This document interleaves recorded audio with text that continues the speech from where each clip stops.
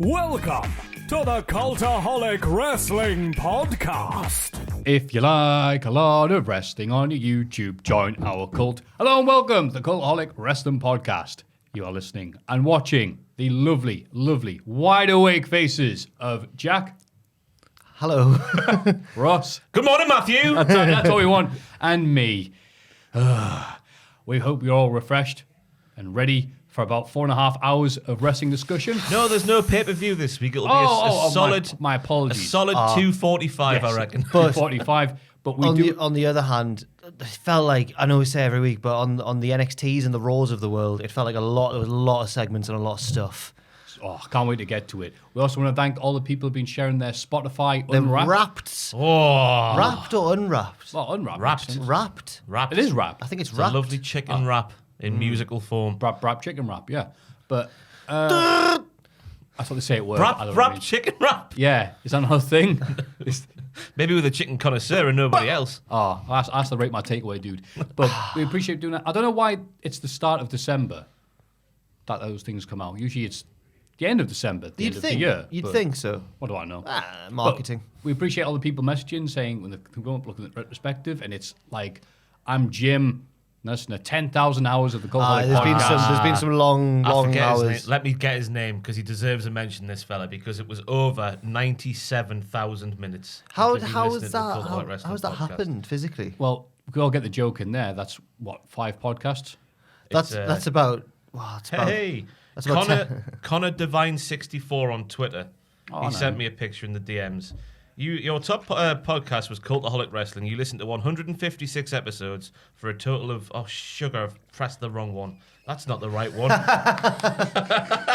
thought that was a bit... I don't know who did it. Someone sent it in, because I talked about it the other day, didn't I, Jack, upstairs? Yes, you did. 97,000 minutes. That person, well done. Think of how many wish I could children prepare. Devil Morocco could have had in that time. Oh, the Hall of Fame this week is contentious. Oh, I don't want to talk about it. Well, I can't wait last to get to it. yeah. I'm still here.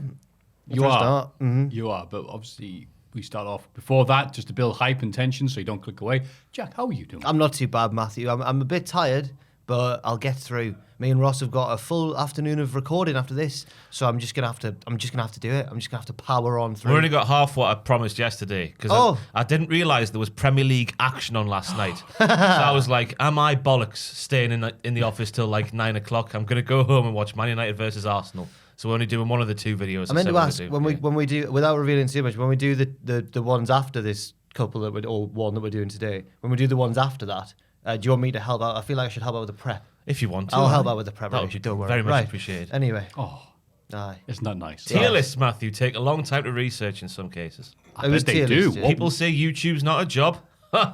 Try and put together a tier list. Oh, aye. How are you, Matthew? Let me do it like a builder, you know. Aye. I've been down the content mine all morning, researching my tier lists. Yeah, anyway, I'm grand. I'm grand. This is the season where I just rebel against sleep, I guess. Right. I take up my pickaxe instead of going down the content mine. I'll go down the no sleep mine. And right now, it's a very productive hole. It's a bonanza. For those only listening, audio-wise, Matthew's rocking a Oh, there we are, look right. at this. Sorry if you have epilepsy. Shake around violently like that. Yes, because of you hyping up the wonders of the supermarket discount place known as Lidl, which I believe is German for cheap, went to the middle of Lidl and had a look around. Just thought, I wonder if there is any, because the trainers are long sold out, but they might have something on it. Mein Gott, what is that? Oh, and it is this, the Christmas jumper, Tell everyone how much it cost, because this is flabbergasting. $7.99. Wow. Or the equivalent to a week's shopping at Lidl. So Das ist mein Lieblingsjumper. Über die Brücke. Just a bit of German there with your wrestling. yeah. Busbahnhof. Ich habe Busbahnhof. Aha. I'm a bus station. Achtung, Achtung, Alex Wright. Das Wunderkind. Yes. I was watching a bit of OSW the other day. Oh, good. They're racist as well. Go on. Oh, with accents. Oh, Yeah, my yeah. word. I thought you meant actually. I was like, oh, no. Yeah. And there was an Alex Wright match, and he was heel, and it was odd. Who's he against again? Oh, man. Who's here? What was this? Berlin? What? Berlin. When he was Berlin later on. Maybe, yeah. Oh, he was against Finlay. Did he have a long leather jacket on It was, and dark glasses? Or was he still dancing? he might have, before he started the leather, maybe. But he was against Finlay. Finlay battered him. Yeah. Finlay with his mullet. Yeah, blonde Finlay. Yeah, like, young Finlay. Well, younger 40-year-old Finlay. Finlay. Yeah. Just getting revved up.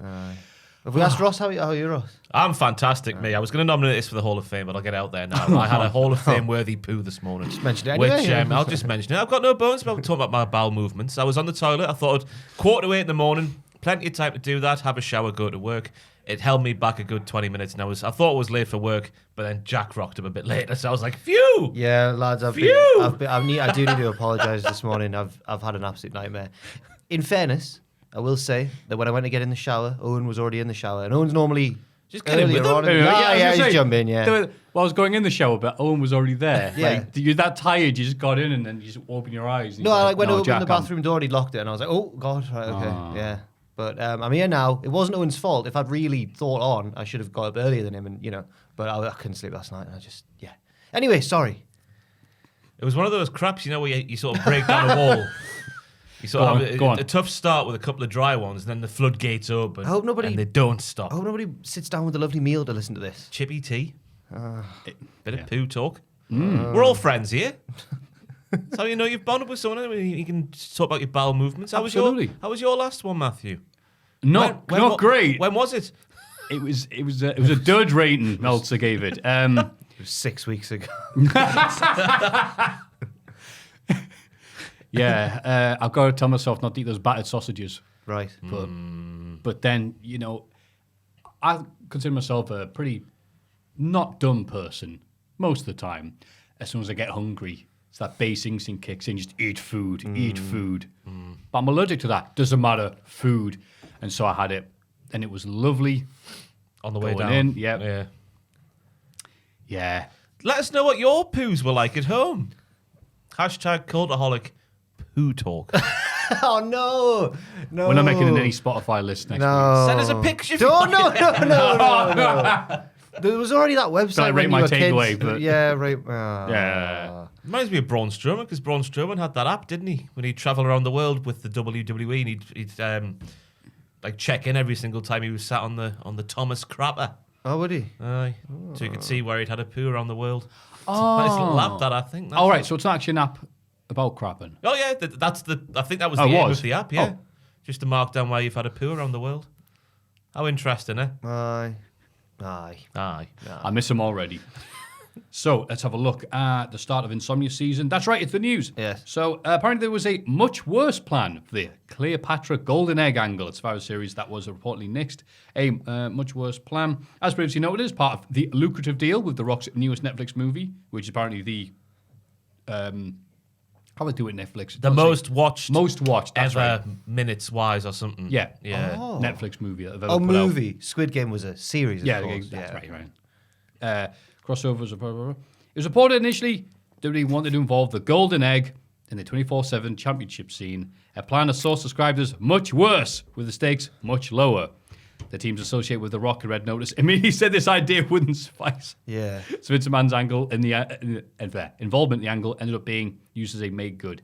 Imagine that. Yeah, so we're paying you 7 figures. What have you got for us? 24/7 title event. No, we actually watch the show. Yeah. Oh, you do? Yeah. Oh, okay, yeah, don't worry about that. I'll get a real star in. I can't believe the goal of the WWE. You're just gauging, like, do they watch the show? Yeah. I guess it's sort of reassuring that they wanted to put it in there because they saw what it was. A big daft golden egg. True. But then, that's true. Obviously, we don't know how much money plays a part in the wrestling we watch, do we? With sponsors and advertisers and stuff like that, and how much they shape the show, what WWE want to do versus what they can do. It's interesting, isn't it? The first time I was really fully aware of that was the zombie match. I think that was, and then the second time I was aware of that was the opening video package for Survivor Series this year. Yeah, it's like Survivor Series. Hey, look, The Rock. Obviously, the whole Saudi Arabia stuff aside, which is the budget is blatantly huge. But yeah, the egg thing was meant to be worse somehow than it was. That has single-handedly restored my faith in the World Wrestling Federation. Yeah, I like them again. Yeah, you know that we were like, wait, they did all this stuff with the egg and it was gone on Raw, like the day afterwards. How silly! No one got over. Looking back, it's like, oh, it really has gone, hasn't it? No more egg. The egg's gone. Phew. Yeah. So there you go. I was sat here moaning about that angle being paid off in less than a day. Vince McMahon knew it was crap. He gave it the least amount of TV time he could. 3 cheers for Vince McMahon. Well done, Vince. Yeah, well done, Vinny. Never doubted you. Yeah. You still know what you're doing. He's like Gato. I've got IBS. We'll get on to that later. Oh, no. I've got an ingrowing toenail. Wow. I'm glad you translated. He sounded like a sink draining. I might have to go back. I thought his performance was legible on this week's Raw. Better. Wasn't like Survivor Series where it was literally just like dragging a brick through gravel. What's else in the news, Maffew? Nia Jax, highly unlikely to wrestle again following the release. Bollocks! She's into this. She changed her name to Lena Fannin? Fanini? I'd say Fanini, but I'm not sure. I wish it was Fanene. Nene. Rock. Huh? No, watch me. Oh, Nene. watch me whip, watch Thank me you. Nate. Aye. Thank you. I'm glad you got it. But so, and Jackson said, no, I haven't changed my name. That's my real name. Yeah. I went back to it. I was like, all right, yeah, makes sense. Yeah, and she's like, no, not really jumping up to do any grabs anymore. I saw a little clip on Twitter of her doing a little dance with Mojo Rawley. And you know what? They both seemed really happy and good friends. So I'm like, good for them, you know? They don't need to be in the Fed. She might join Mojo's agency. He's got an agency with lots of wrestlers in. That didn't work out for Leo Rush. Is Mojo going to be all right? Was Leo's real? Okay, I'm not great. saying Darius signed Team Taz. Dante. Dante. Dante. Bollocks. It's all right, don't worry. I'm sorry. I thought that we'd done it for real in one of his retirements, but no. Okay. I've stolen that from Max Legit. Castro, Team haven't Taz is legit signed. His legit dude. Yeah. That'd be yeah. great. Big Swole announced she's not renewing her contract Yeah, that's a shame. with AEW. Said this was her last week as employee with AEW. And it's very rare for people to actually leave that company once they've signed. It's very young and still very positive vibes around it and stuff, isn't it? So yeah. I'm sure she's got her reasons. Is she the first of the originals to go? Well, in a non-problematic In a non-problem- way. yeah. Yeah. I think so, actually. Kylie Ray. Yeah, of course. But yeah, she made appearances on Dark Innovation this past year, but last had a Dynamite match in December 2020. It's a long time, innit? It is. And I really liked the promos and the character she had. And it's like, okay, yeah, she's been built up. It's going to be good. And it just never really happened. But at the same time, though, when she found out she had Crohn's, Yeah. I mean, that's a hell of a thing to still do that and become a professional wrestler. And be a mom. And she's a mom, yeah. Yeah. Fair play to her yeah. for betting on herself. Yeah. Gamble on yourself. Exactly. Take a chance, kids. Take a chance. John, Thank you, Big Swole. John. GC Dub sells out the Hammerstein Ballroom. Oh, Bloody yes, hell. Yes, yeah. you know what I mean? You love it, don't you? You bloody love it. Don't say it like I that, love how but yeah, love how the news reveals your biases. of course it does. Do you not mean that Matt Cardona has sold out? Yeah. How good has he been this year? Good Very God. good. Very good. He's got to be in contention for a Culdie. Yeah, I was thinking this. Like, Don't know which one. 'Cause Yeah. I've forgotten what categories we do. Do you want me to? Make I've got a record of the award winners on my phone just for posterity. Do you want me to read out the categories? Can't believe this is a thing. What do you mean? Have you actually got records yeah, on your phone? I do. I thought it'd be Oh, nice. Dance in June. I've Oh, got remember it. the time. No, not for nostalgia, for posterity, in case we ever need, in case this situation ever arose. he's logging in on his Pooh It's on my- Hotel it's on my- app, and then he's like, "What else do I do now?" It's on my notes app. Oh no, that's the ones me and Owen do for Football Manager. This is my tally No, of all the don't worry. times Owen's been in the shower when I've needed it. We've got most underrated. Do you want me to read out the previous winners as well? Come Well, on, we're going to come be doing on. this soon, aren't we? Okay. Oh, yeah, I don't know if we're we'll- going to record this video soon. All right, then I won't This read year's out. I won't read out Culdie. all the previous winners, Yeah. but most underrated, Okay. most improved, Okay. most charismatic. He could be in for any of those yeah. three. Best non-wrestler, he can't win that one. Best gimmick, he could probably win that one. Feud of the year, he's in with he's in with yeah. all Out these. there, yeah. Show of the year, probably wasn't No. on one of the shows of the year. Match of the year, no. Promotion of the year, no, he's not a promotion, he's a man. And wrestler of the year, he could win it. He could scoop. If this was the Grammys or something, he could scoop about 5 or 6 of them. I reckon he's in with a shout of one. Oh, yeah, Solidly yeah, so. yeah. SpongeBob. A few days later. Yeah. And Macedonia wins no awards whatsoever. Thanks for coming. Eddie Kingston announced his return there as well. I'm sure that helped. In weird news, Impact Wrestling released Slammiversary 2021 on VHS. That's cool. And it sold out. I like it. All 10 copies went flying. No, you naughty man. What do you like? Well, how many people could be buying a VHS? You would. Lots of people. No, I wouldn't. Would you not? No, Not what just am I a going to play it cow. on? Sam would do it. It's a very Sam thing. Yes. Collectors and that I would. was going to say, who still has a VHS player? I've not got access to one. I don't think I've got access Can you to still one. buy them? Young James, get yourself on Amazon.co.uk and see what happens when you type in VHS player. Could you still get those? You could probably still buy like those TVs with the VHS player built in. The little I one. used to have one of them. I want them in my room. Philips. Oh, yeah, yeah. Oh, It was Phillips. Oh, we talked it off him. Yeah. While checking out some of my favourite. It's those weird listings where they don't put the price on, Yeah, so it's yeah. second hand, isn't it? Is it second hand? Is that what that means? Yeah, you use. £130? What? Because it's a VHS DVD. Oh, 2 for 1 for. So they're not selling any new ones. If you go back, like Amazon doesn't have a. To go, like, scroll up. What's that contraption? What the hell is there? that? Bluetooth, vinyl, record player, turntable, CD, cassette, AM, FM, radio, aux in, USB port, SD encoding, remote control, built-in stereo speaker, standalone music player, remote control. It's just all the old things. It's everything but a VHS player. Yeah. 170. Yeah, 190 quid for new ones. That shade of silver is so nostalgic. It is, isn't it? Yeah. Wow. Yeah. Wow. 90s crap silver. Don't put your cups on that. You know. I'll do like my brother and put a sandwich in. Yeah. Good times. Bob Costas responded to Vince McMahon's declaration that he wanted to fight him during their interview in HBO in 2001. Oh, yeah. Which may have remembered if you watch clips of it on YouTube or when they showed it on the XFL documentary. When Vince McMahon was not cracking at all. This is some of the best talking I've seen from someone. Vince McMahon wanted to fight him, quote, if he was bigger and weighed more. Oh. I love that. You're not big enough or tough enough for me to fight you. Oh. Fair enough. Yeah. It sounds like a bit of a poo-housery way out of it from Vince McMahon, to be honest with you. That's made Sounds your. like he's scared. That's made your weekly roundup of the news. Oh, no, I'm going to end on the highlight. Xavier Woods requests, and apparently he's being given permission to have time off, to go attend the first ever Golden Girls convention next year in April. That's, to be fair, that's big news, that. Yeah. There's a Golden Girls convention. Golden Con, thank you for being a fan. Golden Con. Yeah. It bloody is. Your heart is true, you're a pal. And I've never a watched friend. it. Never. No, of course I haven't. Why not? I'm a young man. I've never seen Golden Girls. Oh. The only things I've seen about the Golden Girls is Xavier Woods t-shirts with the Really? Golden Girls on. Yeah. What a TV I always show. mix Me and it my up- mum used to watch it all the time. I always mix it up with If you threw the 90s one where it's like Birds of a feather? No, it's a mother and a daughter and they talk really fast. Hey, mother, how you doing? I'm all right, son. Yeah. Daughter. It's Well, daughter. whatever, I don't watch it. What's it called? It's not Charmed. What am I thinking of? Buffy the Vampire? Gilmore Girls. Gilmore Girls. Ah, Not talk Golden fast.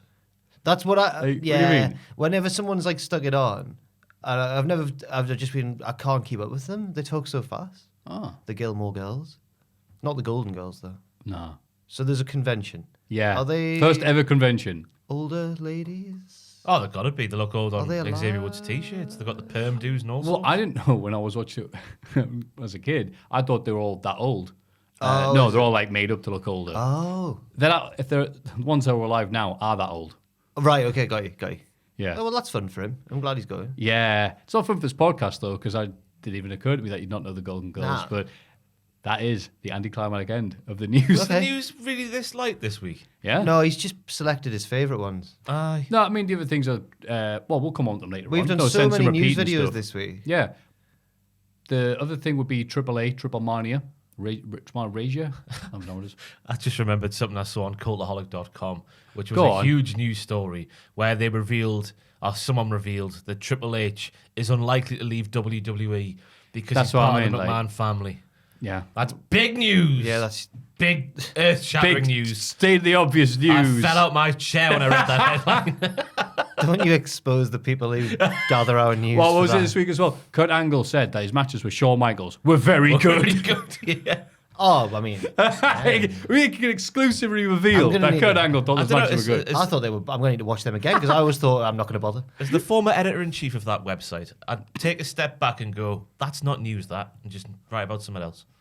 Oh, internal warfare at Cultaholic That's what we continues. need. Hang on, that's Jack's gimmick. I know, we just crapping everyone here, don't we? What's going on? He were loose cannons. Somebody stop us. We're like a pair of Brian Pillmans up here. To be fair, I clicked on the comments and every comment was like, this is news, water is wet, etc., etc., etc. So I'm justified. Yeah, Aye. you are justified. And you'll be justified for sticking around for the next segment, which is coming up right now. Everybody get excited for the Cultaholic Hall of Fame. Now it's time for everyone's third segment. That's our Jostle Papers, the Hall of Fame. A big one this week. Oh, because there were 4 picks last week because we were trying to be nice. It's and not in obviously order, sorry, Matthew. You're going it's to have fine, to I can manually figure do it it. out. Yeah. It's all right.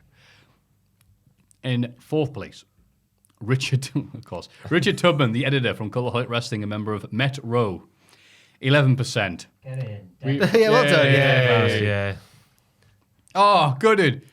Maffew's knitted fat dog, which is seen on this week's podcast, 30%. I love the patron names now. Like, You gotta be descriptive, aren't you? You do. Like, but I still imagine there's people who just click on Patreon and look at these subscriptions and go, I have to listen and watch the podcast. This is worse than being the elite. Ugh. 13%. Well, I didn't bring it in because it lost. Yeah, because it lost. It's a home crying. Having a pizza. Devil Morocco's cute baby from the wrist piss section of the podcast. Probably If you should've don't know won. what that means, watch his piss on this week's podcast. 22%, and that's what it says. Probably should have won the Hall of Fame. It this was week. a But of cute course, baby. why would anyone vote for any of those 3 amazing picks, which are all great and tremendous in their own aspect? When the discourse surrounding the Cultaholic Christmas party, 54%. Now, I forget, Ross, what was the discourse surrounding the Cultaholic Christmas party last I've week? looked back. No, before Ross, I've looked back, right, and I'd just like to say I'm very ashamed of my actions last week, right? Go on, Ross, sorry. Listeners won't. Last week I took the role of the enforcer, the Richard Tubman of Met Row role. Just stood there in the background, just going, yeah, nodding my head as Jack shoots off on everyone and everything. No, basically, the alleged Cultaholic Christmas party. Oh, no, not again. The alleged. Is it a party? Go on. Not again. It's happening in an arcade, a games arcade with vintage retro games, which doesn't have a seat for people who don't want to play the retro video games. So me, Jack, and Dan Heppel. We're upset it's going there. We're upset. Let's just say that. I'm sure we'll have a great time. I've looked back and I've worried that I come across like just such a brat. And I'm deeply ashamed. It's only a week away. I'm going to be very, very, very awkward at the party until I get drunk. I'm just not looking forward to it. I'm eagerly anticipating the reception from the owner. I'm so scared. I assume Adam knows him. somehow. I'm so scared. And if he's watching, I'd just like to point out I'm really sorry for 1, and 2, it wasn't criticizing your fine establishment, just the suitability of said establishment for the Christmas party. Only in my opinion. And mine as well. I'm nearly falling over the amount of backtracking here. Also, Go on. I forgot to mention this. Just the other day, on Wednesday, I was in here with Owen. It was just me, him, and Sam left because we were getting ready for our stream on Wednesdays. And as I was about to leave, Sam went, "Oh, Jack, have you heard?" And I went, "Oh, what's up?" And he went, They've really done out the place we're going for the Christmas party. And we've got the arcade afterwards, but we've got the arcade before as well, so it should be really good." And I went, "All right." And he went, "Yeah, it should be really good." And then I was like, "All right then." And that was the end of the conversation. So, Adam's talked to him about it. It's obviously been discussed, my outburst. So that's Sam. He wasn't joking either. He wasn't trying to wind me up. He was just, as if it had spontaneously come to him. He went, "Jack, have you heard? The Christmas party's going to be really good." But Sam likes games, doesn't he? Yeah. But obviously he's been told, he's heard, well, Jack's absolutely kicked off about this, the tit. So Sam's gone, don't worry, I'll have a word with him. Don't worry, it'll be good. Imagine if the owner, "No, you're not coming in." I'll go Freddie. So people are. But I came dying to across know, though. really entitled, and I'm sure it will actually be good, and I feel like People have spoken. Entitled, 54%. You won. The one time that I didn't want to win. Yeah, but people are going to know what's the response been from anybody who's been organising this. Have they? There's been like full-on silence, so I'm scared. just I'm full-on really scared. silence? Yeah. All right. But in fairness, Is it the calm before the storm? In fairness, you think? even if it had never happened, it's been a week where I wouldn't have had much interaction with those people anyway. So it's not as if, I can't explain it, but I don't know yet. Is my answer. I don't know yet. So it's been a full week of anxiety. Building this up like the golden egg. Aye. God. I think the honesty should be commended. I don't think there's enough honesty absolutely. in the world today. Yeah, maybe. Yeah, If we maybe want to not be friends with people. Maybe not in a public forum though. Maybe not in such a public platform next time. You know, I don't know what to say. Vile said, you know, Vile, he's a regular on the Twitch lovely. streams. He said that he resubbed to the Patreon to vote for that. So if I get any flack, at least I've made the company a bit of money there. So thank you very much, Vile. Yeah. Wow. Well, with that being said, what is your Hall of Fame pick this week? Right, just to prove that I've grown from last week and that I've, you know, I'm not totally like really entitled and snobby and spoiled. I'm going to nominate something that I don't like, but I appreciate for what it's trying to do, which is Mr. Rate My Takeaway's Christmas single, Santa's Takeaway, which is one of the worst songs I've ever heard, but it's for charity, so, you know, that's my, because he's for a good cause, so... That's your way of looking like, I'm not entitled or snobbish. It's one of the worst songs I've ever heard. It's bad though if you listen to it. Like, it's a shocker, but you know he's given it a go. Now then, guys, what does Santa want as takeaway? Pies, peas? That's not takeaway food. Of course, you can get that from Chip Shop. Yeah, I guess so. Later on, like right towards the end when he's doing the chorus again, he goes, "What does Santa want as takeaway?" And just in the background, you hear him go, "Kebab." It's the bit where he goes, "He's a big boy." Background. Santa's big boy. Fraser, when I was trying to print off the notes upstairs, took issue with the fact that, because it was talk of the town upstairs, as you'd imagine. Fraser took issue with the fact that he names like 4 individual English towns and then goes, "Don't forget about Scotland." Iron Brew. So even though I don't like it and actually genuinely think that I have written a better Christmas song, I still commend him for the charity aspect. I have. You heard it? What a bop. Yes. What a bop. Well, before this, and the bit that got us was Owens stopped and goes, "Hang on, he just walked past a Suicide Squad poster. Oh, I've He's not seen the recorded this video. at the start of the year." So he's dressed like this, Yeah. and he's just going down like, takeaways, kebabs, and all this is like, yeah, this was April. Richard Tubman said one of the producer credits was Toddler T, a real life music man. Is he the Toddler one? T? Is he the one? You know one of his videos? Is he the one who was married to Annie Mac? Yeah. Well, that's interesting though, because Annie Mac was on Rate My Takeaway a few months ago. right. I think connections have been made there. Well, She was on there, by the way, eating, what was she eating, Richard? Couscous? Hummus? Something like that. Not a takeaway your average man would have, or lady, or otherwise. Hummus? Couscous? she's a celebrity, isn't she? Saw her once doing a DJ set at Parklife. She was good, but Mr. Jam was on before her, and he was more hyped, yo. Anyway, my nomination is Santa's Takeaway by Rate My Takeaway.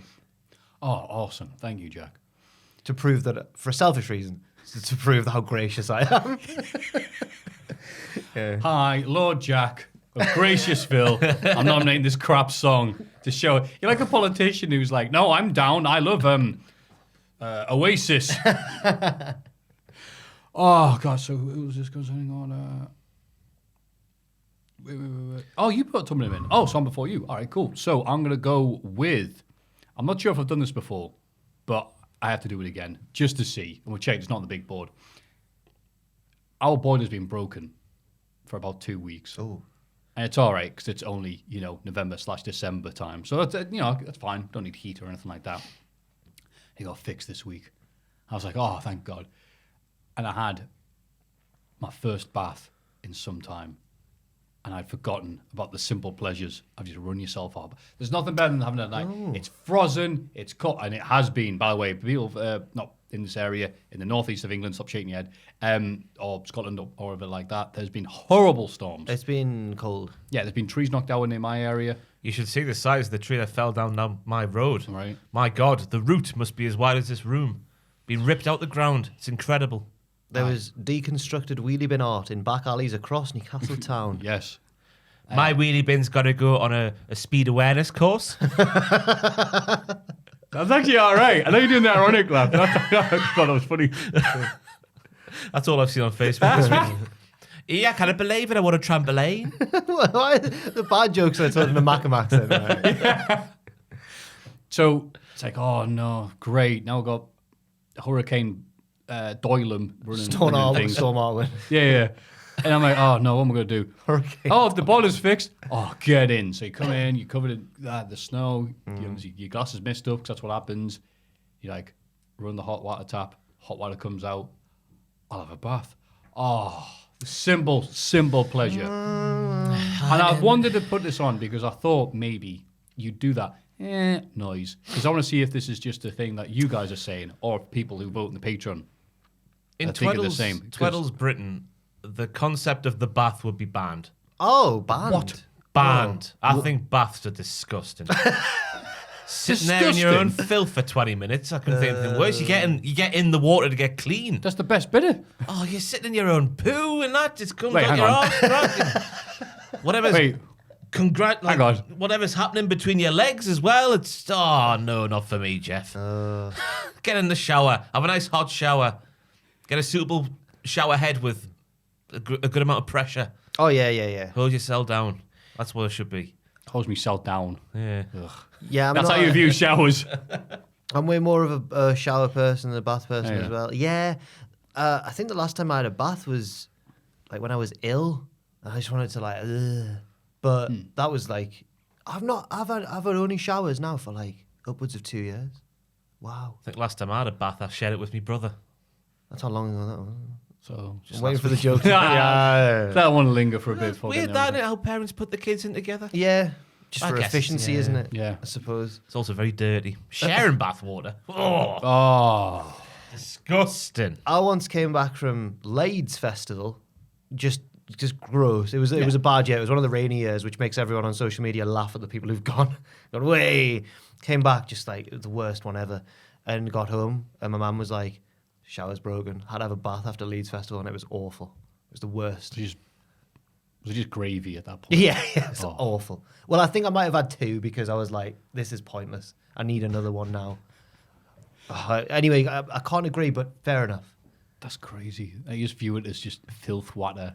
It's slower. I mean, it is. It's Yeah, but that's what I mean. Yeah, if you're in a rush, just get a shower. That's get that fine. But if you weird- want to just chill and just get away and just like, all right, put my phone away. That weird sweat that happens if it's a few degrees too hot. The as weird well. sweat. You know what I mean? Weird sweat. Actually, I do. Yeah. The steam's coming up and you're a bit like, woof. Like a sauna. Yeah. Yeah. That's more crap in the water. Ugh, no. Nah, Saunas are good though. Or steam rooms. Steam rooms, I've never been in one, me. Have you not? Oh. Oh, man. I remember burning my hand on one. Walked the swimming bath, so I was in the swimming club. Oh. Ooh. I was sort of just chatting away with someone, put my hand on there to lean. Oh. Ah! It's like Yeah. Home Alone. Yeah. Hand in water. That's it. He had snow, I had water. I have nothing to add. The I'm way sorry you for your were- hand. The way you were so casually describing your lean as well reminds me of when Alan Partridge bites into the apple pie and goes, "Oh, it's hotter than the sun." How long you put that in for? 3 minutes. Oh. But yeah, so the concept of baths, because I want to see if people are going to just rag on me going, no, we're with you, Maffew. We're anti-bath. Enjoy your disgusting self-water, you freak. Oh, people go, no, baths are awesome. Okay, we'll see. Yeah, We'll see. interesting scene. But on that note, Ross, what have you got for us? Richard, can you just play the video? Because Adam Pacitti painted a picture of me a few years ago when, I don't know if did you he? ever That's nice. saw his Bucks fizz explode in his face. Oh, yes. And I stood up and pointed and laughed at him. Oh, it was He's funny. always taking issue with that, going, "You're such a bully, Ross. You're such a bully." Well, That's his job. I wish I did this laugh that Declan Donnelly does here because it's absolutely fantastic. One of the best poo house laughs I've ever heard in all my Do you want life. to give context before we play the laugh? So Ant and Deck have painted some paintings, and Deck has seen Ant's painting, and Deck is laughing at Ant's painting in the most poo house way.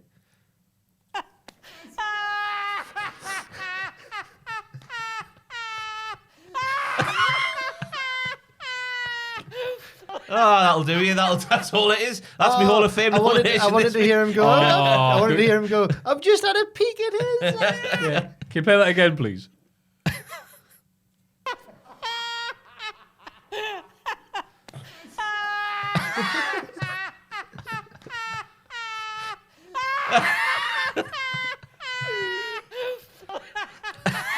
Oh, it's great when you combo laughs. Like, you laugh and then you laugh and then you laugh again.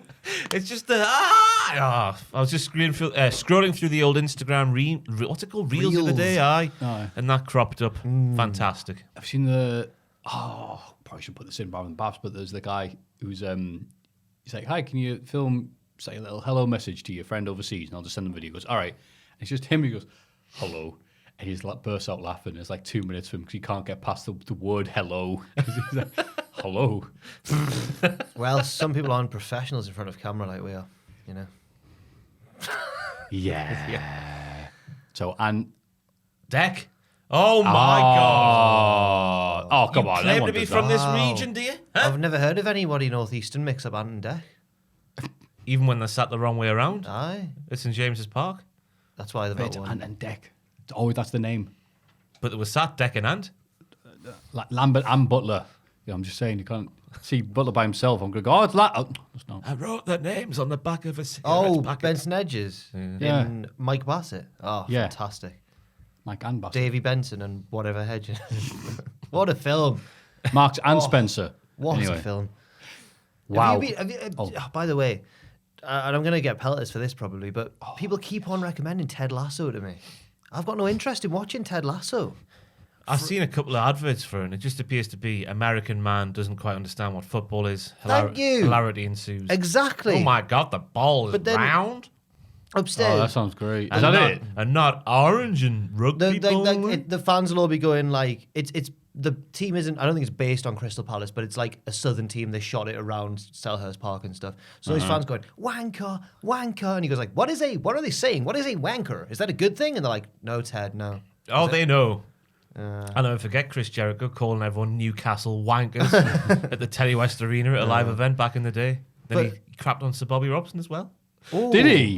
Before you... 2004.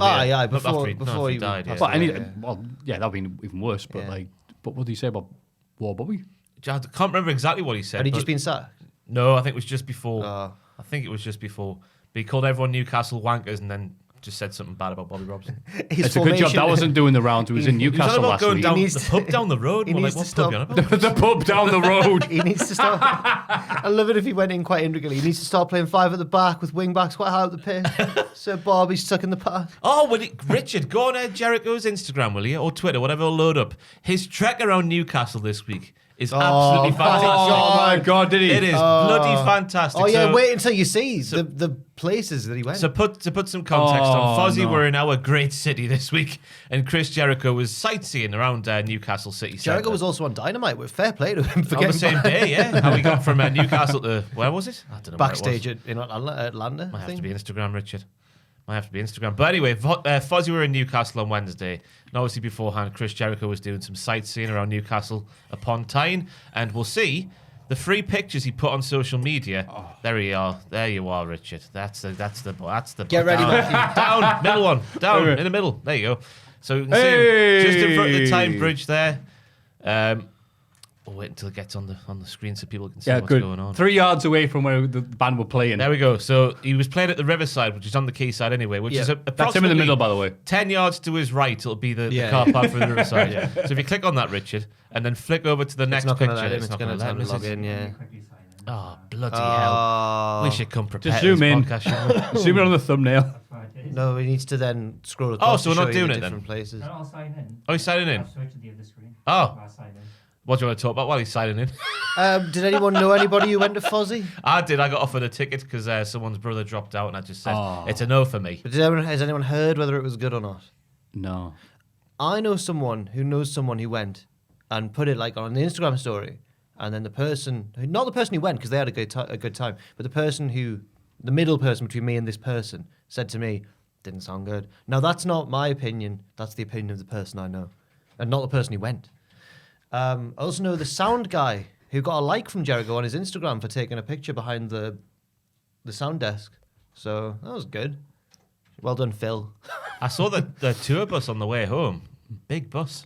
Why? How do you know it was the Fozzy bus? Does it have Fozzy on the side? No? It was parked outside the Riverside at about 7 o'clock. Oh, I see.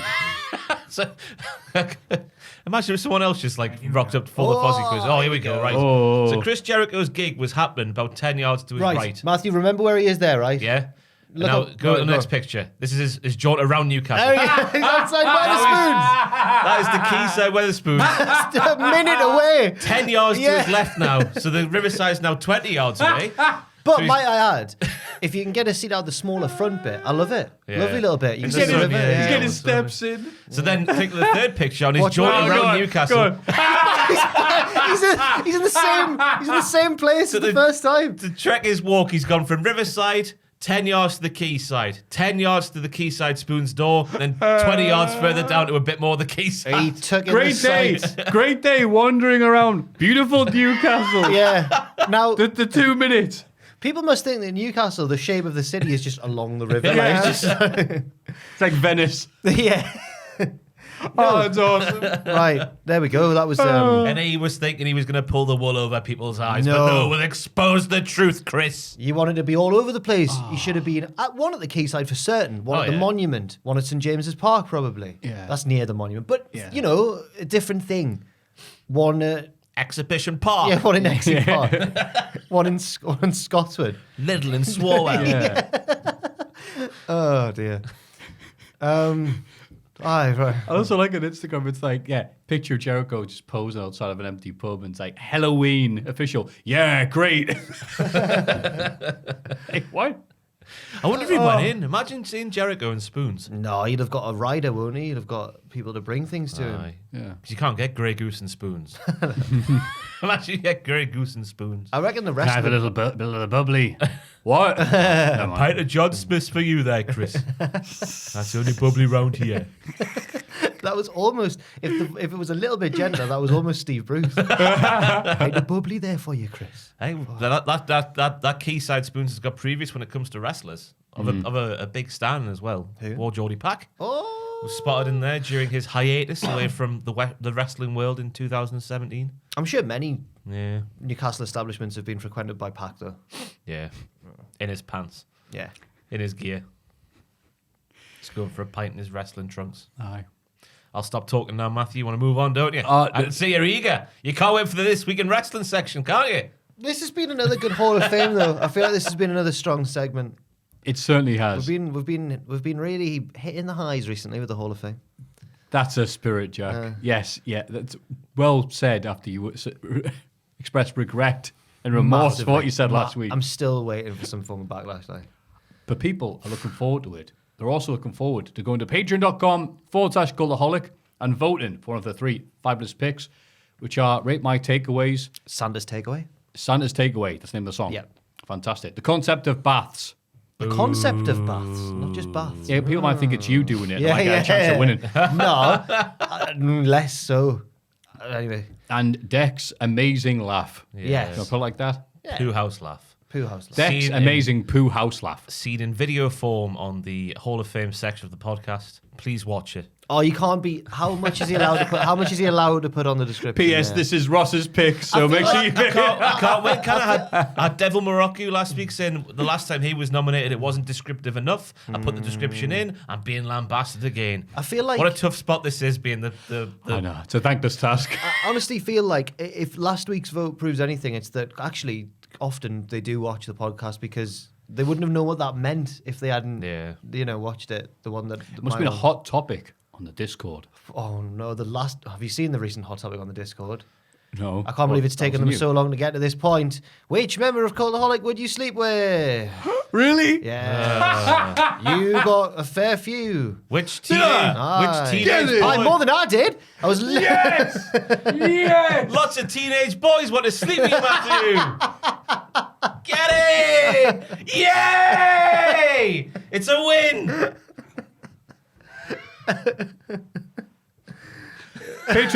Patreon.com/Cultaholic. Oh dear me. That says this week in the wrestling. It's this bloody week in the wrestling. After that laborious session, now it's time for wrestling, the bit of the show that we all love, and my mum skips every week. Time to rewind because it's Thanksgiving. It's also Black Friday. Did you know it was Black Friday last Friday? Did you know? Did you know it was Black Friday? Is it still really Black Friday over here? It seems weird.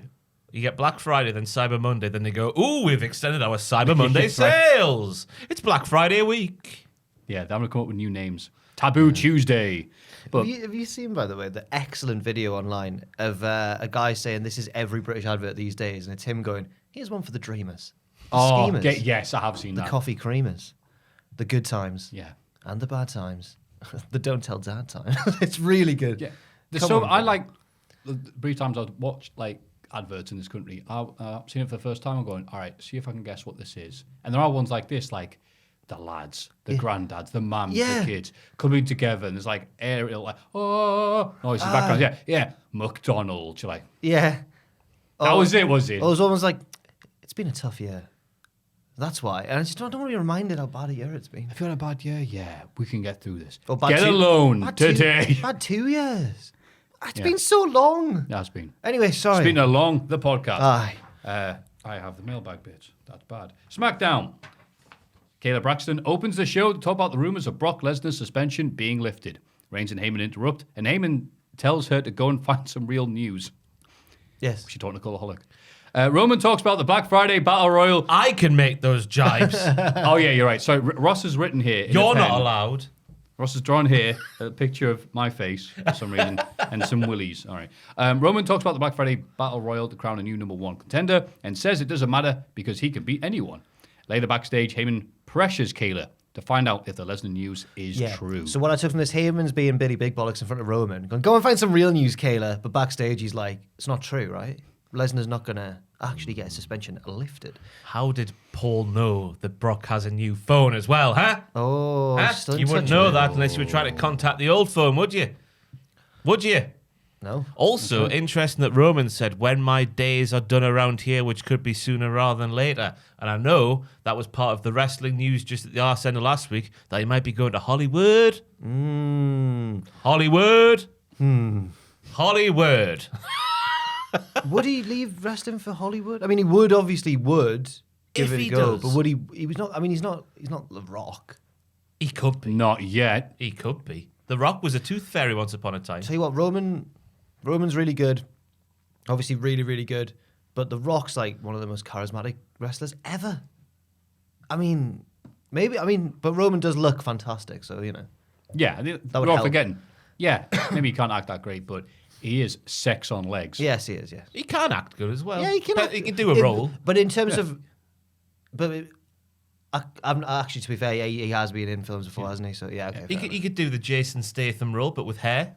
The Jason Statham role. Aye, that's All right. the same role every single time. Oh The right. trailer ending with Superman punching a dude off a lorry. Yeah. I saw the new thing on Prime with him. He was like, "My son, who killed my son?" And then just him fighting people. After that's saying, my Jason son. Did you kill my son? No, I didn't. Bosh. Where's Oni Lorcan? He was good in Spy. You ever I'd seen like one to- that? No. He was just like, I think it's time to bust out the time machine. You're like, what? The secret time machine. It's like, we don't have one of those. You lie to me. It's like, I'd like to get odds at the minute. I wonder if I can contact the bookies and get odds on Roman Reigns at some point in the future, being in the Fast and Furious franchise. Just at any point in the future. I wonder what his odds are right now. What was that film he was in was- with The Rock? With yeah, when he that was a spin-off from the... Oh, spin-off, it's got to be yeah. the main series. I reckon I'm looking at about 7-4 odds. Well, John T. Cena was in, wasn't he? Good old John T. John T. John D. Johnny from the pub. Yeah. What were we talking about? Roman Reigns. Oh, yeah, Roman Brock is Lesnar. just talking. But yeah, I think it's qualification. If you say, well, Roman, what have you done to prove you're a good actor? Because I've carried WWE for 2 years nearly. At this point. That's It's like, true. But Yeah. wrestling acting is like porn acting. Of a lower level generally, isn't it? So I've heard.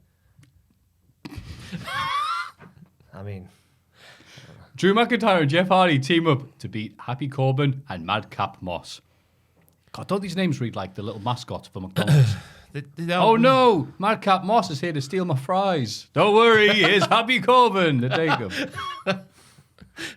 Why hasn't Happy Corbin got a Happy Meal like in his honor? Right. Go to McDonald's now for your Happy Corbin Happy Meal, full of disappointment. That might be why.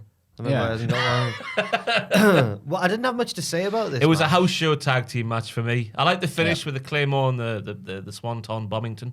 And I've put that on my notes here. Nice to see them not making a fool of someone in their hometown. Spoke too soon, didn't I? You did.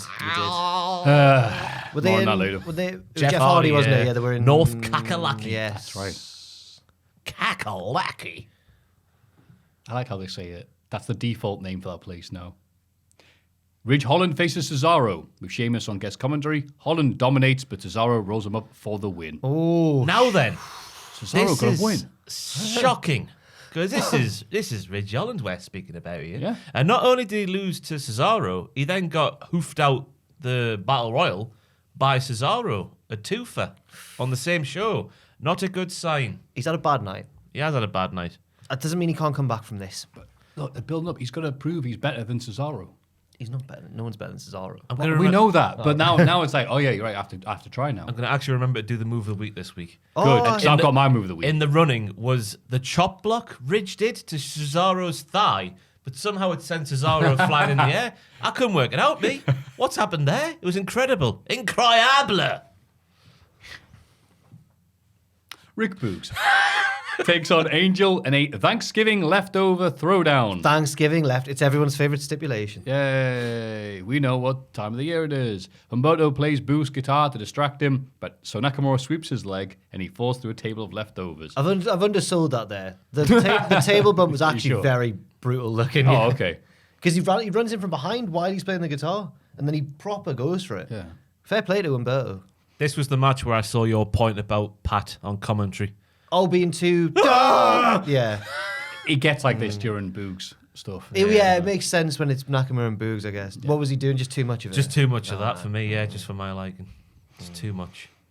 It's all right in little bits, but not up the entire match. You're right. He's going to Jim Ross at the end of the night, but like at the start of the show. all the time. Yeah. I mean, if he's cross-eyed and sweaty behind the announce table at the sight of Rick Boogs, that's fair enough. But it was a bit too much on this week's SmackDown, I thought. A bit too much. That's absolutely nitpicking, though, because Pat's good. Yeah. Pat is generally good. I do like Pat, and there were worse things on the show. Oh, here we go. Charlotte Flair says. Oh, Becky sorry, Lynch, Angel won that match, though. He did. He hits his finish on Boogs and wins. Yes. Pat The was wing emotional. clipper. In the running for Move of the Week again was Rick Boogs' baby burper, I'm going to call it. When he just gets him upside down and does that. What's that about? It's like baby well, it's like a torture rack or a bear hug, isn't it? It's one that you lock in and then shake for extra.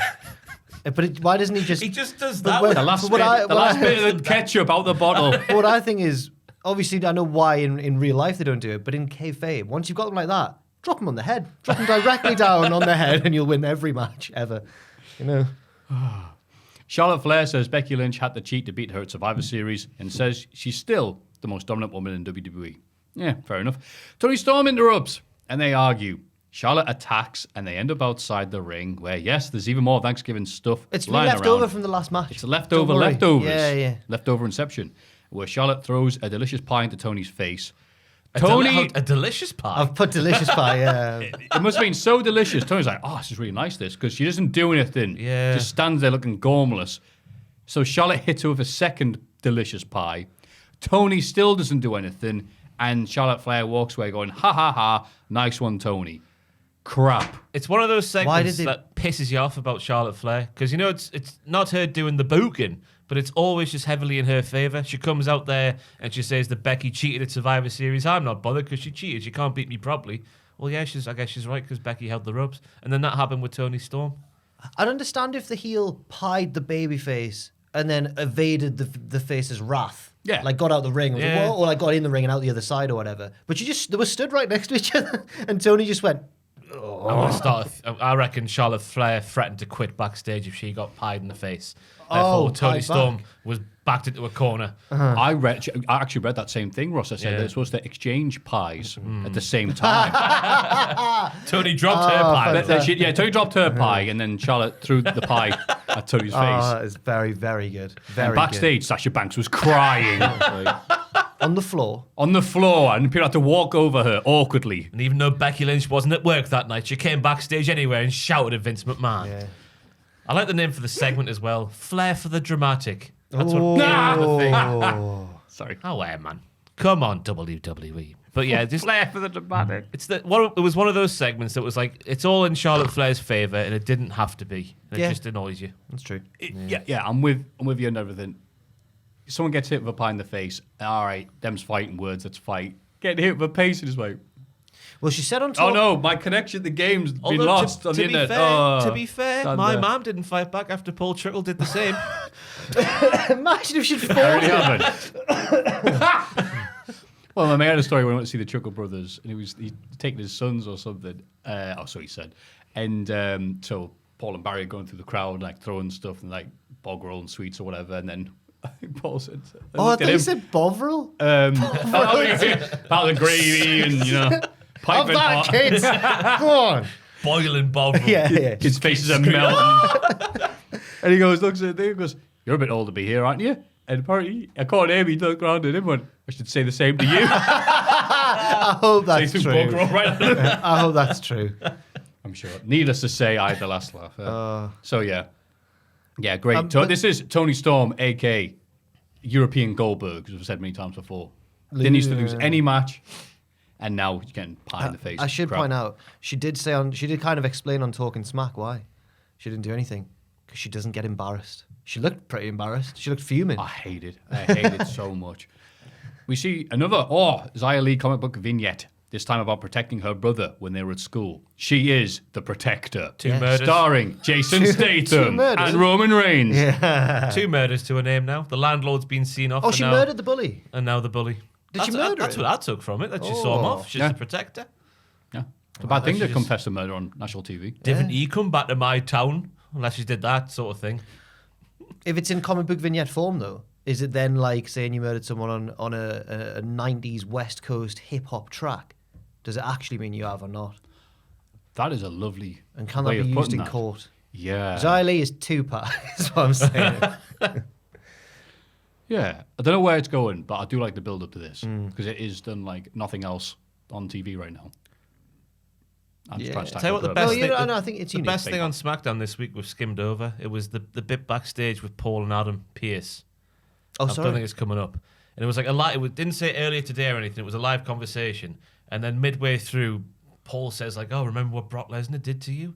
And Adam looks away into the distance. Then a lovely edited video package of Brock Lesnar doing some moves to Adam Pearce played during SmackDown during this live segment. It was fantastic. Like we were in his head. Yeah, like we were in his head getting flashbacks. I was in now, man. All that sort wow. of stuff. Do you remember? Remember? It was like Pierce looked into the distance like that, and then it just played a wonderfully edited promo thing as if we're inside his head. And then he said he's been to therapy, and I guess that's why he's turned heel off the back of Brock Lesnar giving an F5. All right. And all of it's like, yeah, remember? 3 weeks ago. Backstage, Sasha Banks blames Sonya Deville for not letting her pick the team for Survivor Series. Sonya denies having a problem with Naomi and books Sasha and Naomi in a tag match. Their opponents are Shayna and Natalya. Naomi wins with a sunset flip and stares down Sonya afterwards. Yeah, Sonya was on commentary, I should have mentioned, yeah. Yeah. It was emotional, this match, How so? because it was Team Bad reuniting, but without the glue. Oh, without Tamina. Without Tamina. Tamina wasn't there. Remember Team Bad? You okay? Team Yeah, I'll be Beautiful and Dangerous. And dangerous. They were. Tamina was the and. Oh. Tamina's. No. Do you remember? I tell you, she's the glue that holds it together. She's the and. Yeah. She's the peanut butter in the sandwich. Do you remember that time? That was weird, wasn't it? Do you remember when it was the Bellas and Alicia Fox? Just so there was three of them. And the submission sorority. Couldn't be called that. No, I don't remember that at all. No. I'd say Shayna Baszler during this matchup, to go back to it though, she did the Sasha did the backstabber, and then Shayna did this wonderful like jazz hands kind of thing to sell the shock of the backstabber. It was fantastic. That's Like, good. Way! Shayna's a Hey. Aye. Yeah. We're going to get Deville, Naomi, though, surely for Mania. Sorry? We're going to get Naomi Deville at Well, I this don't know, point, because pro. For Mania. Oh, it's a big stage. it's a long time away as well. right? Yeah. Aye, but But SmackDown's going to recycle the same matches I'm until we get worried there. it's just going to fizzle away. Well, she think? did say Yeah. to whoever she was speaking to backstage, was it Sasha, that she didn't have an issue with Naomi? Oh, she said. And you believe And I'm concerned that might Yeah. actually be the payoff for the storyline. But she just doesn't have an issue. She just doesn't have an issue. She blatantly has had an issue with I know it. I said at the start of the podcast my faith in Vince McMahon's been restored by the golden egg thing, but it hasn't really, because that's a threat. A lingering threat on that storyline. That would be wonderfully crap. No, I told you, it was your circumstance and coincidence, honest. Oh, she wasn't lying. Adam Pearce doesn't put Drew McIntyre in the #1 Contenders Battle Royal, and Drew is very cross. He ran in, swung his sword around like a madman, causing havoc before the match begins. He leaves during the commercial break. Yeah, it comes back from adverts and they're like, Drew left of his own accord. He was pissed as a fart, wasn't he? We've all been there. You have one too many, you see something, you get a bit overzealous, then you calm down and walk away. He was drunk as a skunk. Yeah. But He was tired and emotional. I think that's the PR speak. But with his sword. But yeah, we don't have a sword in those situations. This is what would happen. Who was it who ducked out the way at the last second? They nearly got decapitated by Angela. Terrifying. Oh, sure. Jeff Hardy seems to win the Battle Royal in his hometown, North Kakalaki. You're right. Hey, this would be nice. But Sami Zayn was never properly eliminated and sneaks over AK how they finished 50% of Battle Royals Hey in now, WWE. I feel like it's been a little while since we've seen a finish to a Battle Royal. Or has it just been a while since we've seen a Battle Royal? Yeah, I was going to say, I think when was the last time we were legally allowed to have a Battle Royal? Well, it fits. COVID. At least it fits Sammy's character. Yeah. Maybe. Yeah, I'll go with that. It was good for Sammy, that. It was good for Sammy, but it's just, here we go, get ready. It's a bit yet surprising that Sammy's the #1 contender, actually. He was having segments with Vince McMahon. Yeah. On So Raw. it's all systems go for Sammy, and that's the way it should be. He's been fantastic since he turned diddler. Oh, why is he done Wow. that? Why is he Festive done period, that? bringing that one back. Merry Christmas, everyone. All the diddlers out there. Afterwards, Kayla breaks the news that Lesnar's suspension has been lifted. Roman and Pierce look unhappy about this. Scared them. Pierce is in the mud. Oh, I hate when I get my Pierce in the mud. AEW Rampage. Adam Cole and Bobby Fish, the good friends, beat Orange Cassidy and Wheeler Yuta. The best friends. Is Although who Wheeler are now the one of the nicer best friends, is he? Is Wheeler one of them? He's a plus one. He's an acquaintance. Tell you what he Yeah. is, though. He's the best wrestler. Oh. Wheeler Yuta, is he good? He's good. everything he did in that match, from mat work to kicks. He did a drop kick like Randy Orton in 2003. Oh, Two, that's a good drop kick. Whatever that was. Just very nice, isn't he? Yeah? Yeah. Couldn't give a toss about him because there's no character there. That's right. But I appreciate the good wrestling. Yeah. You'll get something. No, he won't. Tony Schiavone interviews Tony Nese Oh, I need to go backstage. back. Sorry, I've got go on. highlighted in yellow here. Orange Cassidy's walking punch while Wheeler Yuta was doing laps in contention That was for my good. move of the week. That was fun. Yeah. This match reminded me why Orange Cassidy is good, or how good Orange Cassidy is. Because you forget, don't you? But then look in the juxtaposition between him and Wheeler Yuta. Good SHIT, but then- pal. Wheeler Yuta's a great straight man to OC. Yeah, but then Dynamite reminded me that sometimes he can be booked terribly. Yep. Tony Schiavone interviews Tony Nese backstage, who says he wants a shot at the TNT title. Sammy arrives and goes, aye, all right, pal. The Nese cheap shot. Hey, I bet the match. Yeah, but I bet the match is going to be class though. Yeah. Meanwhile, FTR challenged the Lucha Brothers 2 out of 3 falls match Mexican. for AEW Rampage will be airing I'm not sure tonight. when they say. Oh, is it for tonight? Yeah. What? But it's been changed anyway. 'cause What? It's now Penta and Pac. Oh, with his eye patch. Yeah. I'm blind! Damn it, you got that before me. Oh. But you tweeted that. Yeah. Sorry. I couldn't believe no one else had done it. Yeah. It's right there. Geordie getting his eye out. I saw some Metal Gear Solid The lads. references to Big Ball. Yeah. Yeah. You heard me. Doesn't matter. Yeah. But for a while, though, until Dynamite, they were going to have FTR versus Lucha Brothers, AEW Rampage. That was also the match they were going to have the next day at Triple Mania. Ah. So I don't know if they've gone, I think on Dynamite, they're like, visa issues, something, whatever. Phoenix can't be here. Or they went, yeah, can you not have that as the match, please? That's the match we Is have. this the real Triple Mania or is this the one? It's Triple Mania, Regia. Oh, who Regia. cares? Yeah, Triple Mania is usually Yeah. midway through the year, It's but not, now it's doing not the a summer real one. It's not the Vampiro one. Those ones are never coming back. You know how there's like Maybe. You know there's like the Stanley Matthews FA Cup final and the Steven Gerrard FA Cup final. That Triple Mania was the Vampiro Triple Mania. Oh, I can't wait for it. Riho beats Britt Baker in an untitled match, meaning she'll get a future title shot. Yeah. Rio was sneak pinned. That's not the right way of saying it. Quick pinned. Flash Britt Baker- pin Flash fall, pinned. That's I the guess. one. 3 times now on TV apparently. I Wow. got told this. Because I forgot, because they don't really big it up that much. I usually am against champions losing in non-title matches, but in this case, I'm for it. Yeah, I because we thought need it someone to take her on. Yeah. And you know, it's been a while since Riho's been in a big title match, and she's the first champion. It's all there. Again, it's a case of the Wheeler Udas. I just don't care. Good wrestler, just don't care. Rio. It's just I just don't care. I mean, it's just like, oh, look, it's Rio. Oh, she won. There's not that to get invested in. really sad to hear from you two there. Is there anything to get invested in? Well, no, I'm right. I'm with you. Great wrestler, but like, angle, build up, character. I've insinuated they'll tell the story in the ring, guys. Tony Nese? I've insinuated that Ross is bitter towards Riho because she's not Yuka Sakazaki, who's Ross's favourite of the two. Oh no, I just there's nothing to get invested in. Well, there was nothing to get invested in with Yuka, but There was a theme song. There's a start. It just you liked it because you had a silly theme song. It's not a silly theme song, is it? Yeah. And she could also do a very good sad face when Rio pushed her over. No, do you remember? She was gutted. Oh, Why did Rio push her over at Fyter Fest 2019? There you go. That's another reason. Not like Riho. Irrational. Malcontent. Okay. Wonderfully put. Good match though. Yes. Bit telegraphed with a finish though. After the bit on Dynamite was like she didn't get eliminated. I like them bringing it up, but it's like, yeah, people go, all right, what about the other unresolved mysteries of wrestling? Do it the other way around though. Would the match not have a bit more of the result have a bit more of an effect on you if it was the other way around? I don't know what I'm doing hand signals for. I'm on the weather now. Would it have an effect on you? In the main event, Eddie Kingston beats Daniel Garcia. Main event, Daniel Garcia. That's right. Is it his third or fourth? Something It's like up there. He's Mr. Rampage. Yeah. Well, apart from Rampage. Yeah. I guess. Mr. Friday Night, Yeah. Daniel Garcia. Hello. But it's beaten down by 2.0. Jericho runs in from commentary to make the save, looking blown up as soon as he got to the ring. I never put that. I do But not put words in my mouth. Eddie doesn't look too happy about it because he's been in Newcastle upon time.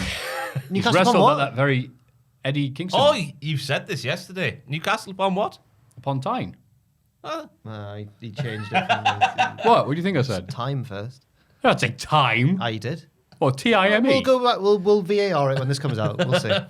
Sorry, carry You on. think I don't know where I live? No, I do. I just think that sometimes your brain says time instead of time. No.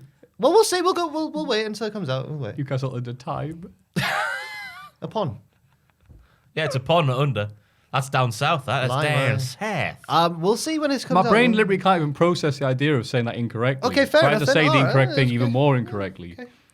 Well, we'll see. Newcastle under lime, Newcastle upon time, Newcastle under time. What's going on now? I'm trying to figure out how it. Anyway. We'll just need to wait for when I this. think my brain broke there, Jack. I don't know. Let me Okay. just reset. Okay, I'm back. People are frantically rewinding now to say. Upon time. No. Yeah, let's move on in case I did do it. Monday Night Raw.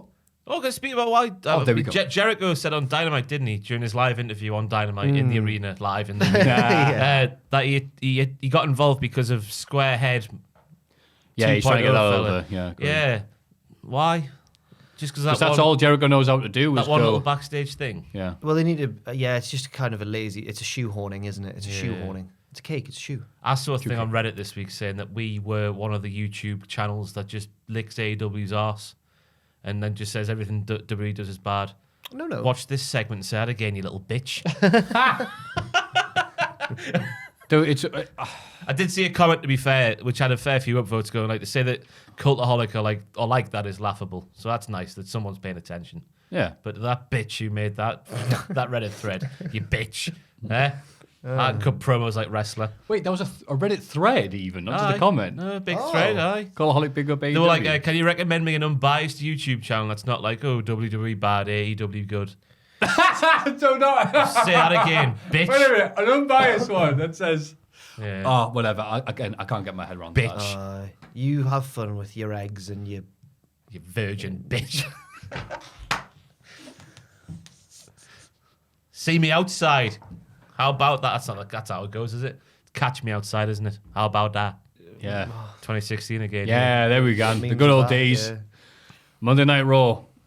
Seth Rollins opens the show and revealing that he's been given a title shot against Biggie at day one because there isn't a December pay-per-view this year. It's just 2 in January. It's going to be interesting to see what our coverage of this event is like, because as far as I can see, nobody's here.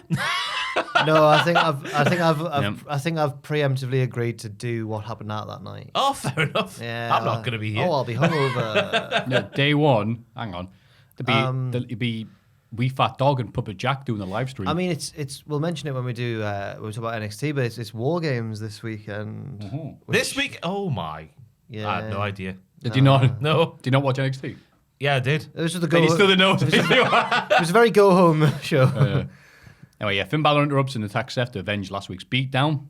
Well, one of them anyway. They have a match with which Seth wins. Yes. 100 miles an hour it was. I mean, Seth and Finn's always a good, sexy match. A rip snorting open to Monday Night Raw. This should be more like this every week, Raw. This was good. Yeah. Two lads smashing the sugar, honey, ice and tea out of each other. There were some people in the Cultaholic office who thought this was a very good Raw. Who's that? I can't say. Why? Are they on Reddit? Don't want to put them on blast in case people disagree. Opinions like arseholes, aren't they? Everyone's got one. No, I don't want to. Who liked Raw? Everyone I'm stinks not but gonna. mine. I'm not gonna. I thought it was quite a good Raw. I'm still Well, not gonna- we'll recap everything and see if we change our minds. I didn't think it was. Backstage- I thought there was issues with Raw. Yeah. Backstage, Vince McMahon wants Austin Theory to watch the show alongside him and look out for anything unexpected. Or people expecting the unexpected. Sorry, we're gonna look out for people expecting the unexpected. What a contrived thing. Yeah, yes. At various points of the night, we cut back to Vince getting annoyed at Theory. Eventually, Vince slaps him to prove that he hasn't learned to expect the unexpected. Also, keep on looking at him. Yeah, he didn't. He kept looking away because he was like, "Let's watch the show." I And thought then he came across like such a dirty old pervert, Vince. Just at the start of the opening segment was like, "You're gonna sit with me in my office. You happy about that, huh? You happy about that? Young man, you're gonna sit next to me? you're gonna massage my back. Stop taking your eyes on the eyes off me and looking at the TV. Look at me. Look at me. If you ever steal from me again, I'll kill you." Yeah. And you know what? I wrote my article this week on this and how it's not a good thing. And I went on the comments of the YouTube video as part of my research for the article, and there was so much praise, not for the segment, the quality of the segment, because the segments weren't very good quality in my opinion. Although Vince had improved from Survivor Series, as Ross said. And the praise wasn't for like Austin Theory for getting himself in this position or anything. The praise was for Vince. It was full of people going, "Well done, Vince, for seeing the potential in these." I mean, he's made him look like an absolute tit, and he slapped him. I know this isn't going to be the end of the story, but I've not got a lot of faith, because why can't they just try and push someone without breaking them to the McMahons first? I hope they told Austin Theory to sit there, go and say nothing. Because I was expecting a bit more back and forth, but it was just sort of him just sat there going, Over the last few years, whenever they get Buzz. whenever they get a legend or an old person to come out and like help that other person get over, like Backlund and Darren Young and stuff like that, it's always the legend that gets over. Yeah. Or is more over than they were You originally. go, wow, they're so much more charismatic than the young Yeah, guy. right. This was a return to form for Vince McMahon, though. No. Top tier performance from him. Just wanted more from Austin Theory to play back off what we're hearing, the brilliance from Vince McMahon's I'm mouth. looking forward to seeing where this is going. IBS, ingrown toenail, What earache. was that about? It's like Vince McMahon going, hang on, I'll just say what I like. Let me check with the scriptwriter. Yeah, it's fine. He was just pointing out the insincerity of when people go, "Oh, how are you? You all right?" You don't really give a toss, do you? Yeah. It's phony. What wasn't phony was your title match. You know what Austin Theory should have done? Sneeze near him. Anyway, Becky Lynch and Liv Morgan are in the ring for their contract signing. Becky admits that last week she found out Liv has one hell of a right hand, but one punch doesn't win a championship. Becky says she's already signed the contract and the match is for next week's Raw. Liv tries to embarrass Becky by showing her tearful interview after beating Charlotte at Survivor This was a Series. weird move. Yeah, okay, I don't get this. But then Liv also says Becky's big contract is the reason all her friends got released. Okay. Becky reveals that she pitched a 10-woman tag match for tonight with her and Liv as the team captains. About a week and a half ago, I was interested in seeing Liv Morgan versus Becky Lynch. Now I just want it to end. Because of that line. Nah, it was that which is confusing because whenever they mix real life stuff, it's hard to get real life stuff mixed in, but when it's the company doing it and you're going, no, that was crap. To turn that into a storyline does make sense because it's like there's no truth to it. And you've got a $100 million golden egg. And I'm really gone. Just sell that off and get some back. Idiots. It's And so... then, yeah, so that was weird. And also there's some tropes in WWE which I don't get. And one of them is for the women. A lot of them seems to be women need to be crying, and if they're not crying, they need to call each other bitches. And Liv Morgan was doing all of this. How old are the people and what gender are the people that write Raw? a bit of a mixture, I think, of story writers, isn't there? But who has, Story the final, old. who has the final say? Story writers. Old men. I'm not saying they're old. Right, yeah, I'm not saying yeah. they're old, but they all went out and bought the Slammiversary 2021 VHS. Old men who have been married for so many years and all they think women do is bicker and cry and argue. Yeah, it's and it's massively disrespectful to put a line like that in. You think like you can forget sometimes, but you think these people always like wrestle together and live together or live near each other. There'll be loads of really close friendships in that locker room that have been kind of torn apart by the big releases.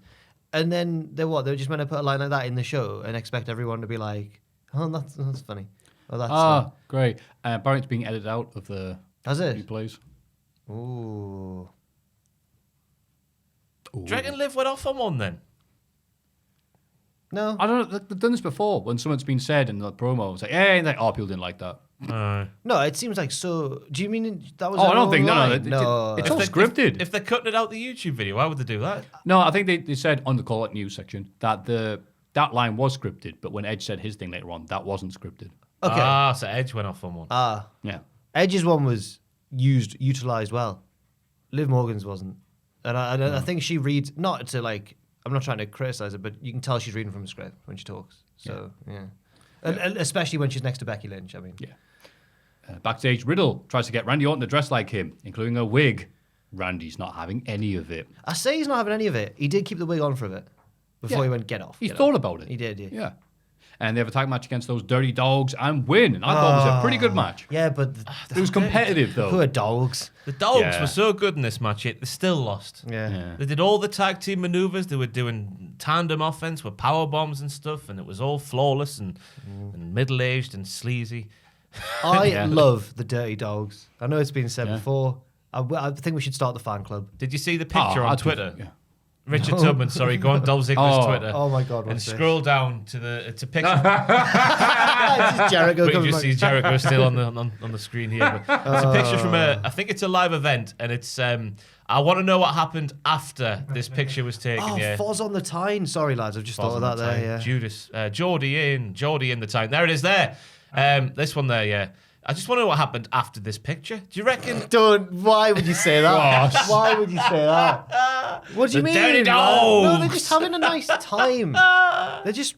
She's wearing a dirty dog. Is that a dirty dog's t-shirt? Wait, is What that a does that custom? say?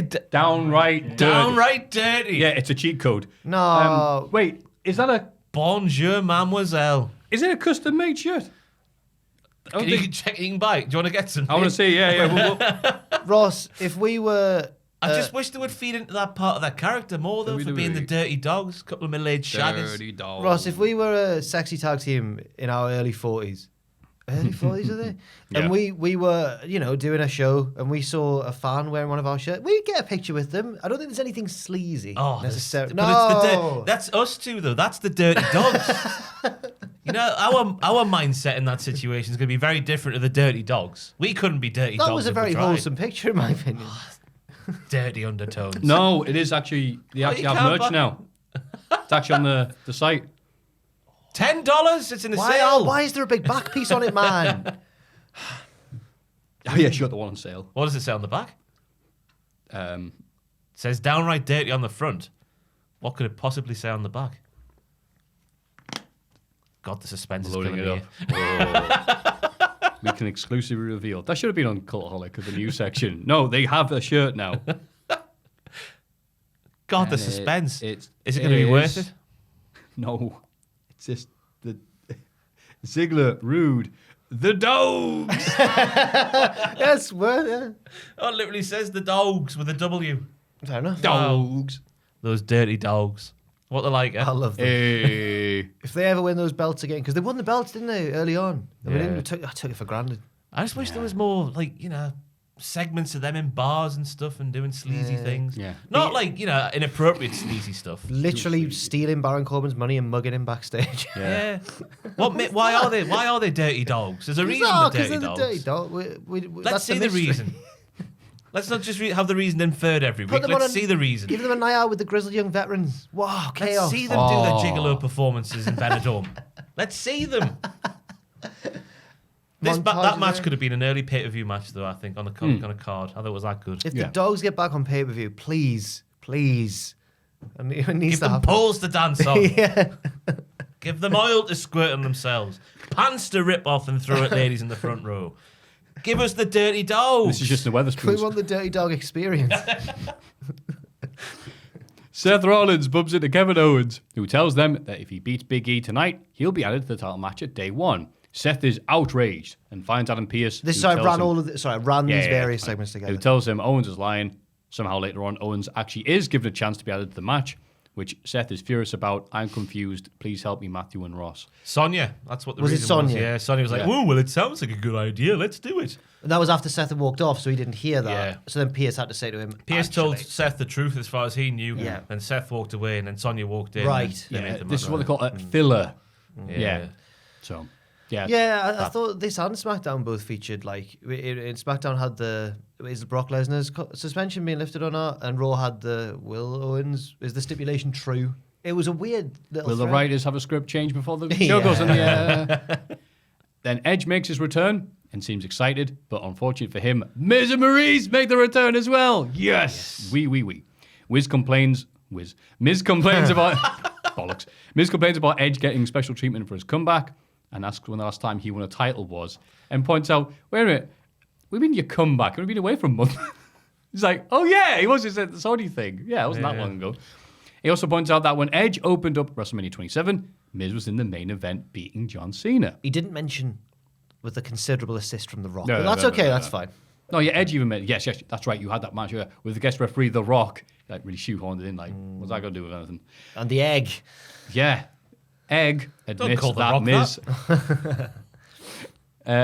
Miz made it further than anybody thought he would, and that he even has people on other shows saying his name for cheap reaction. That's true, we have said the Miz's name a few times to get a pop. Edge meant us, yeah. Yes, of course he did, because No, he goes on Reddit. Unlike the line about Becky's contract getting everyone fired, I actually thought this one was all right because it was part of putting Miz over and saying, no, you are good, Miz, but I'm better. So, Well, no, that wasn't... I don't think that had much issue, because I didn't watch Raw until later on in the day, so I saw the YouTube thumbnails. Edge mentions AEW, like, oh, good. And it was like, oh, it's one line, fair enough. I think the bit that people got upset about. Just to explain what's happened to everybody watching, there was a technical glitch, but luckily we didn't lose any of the podcast.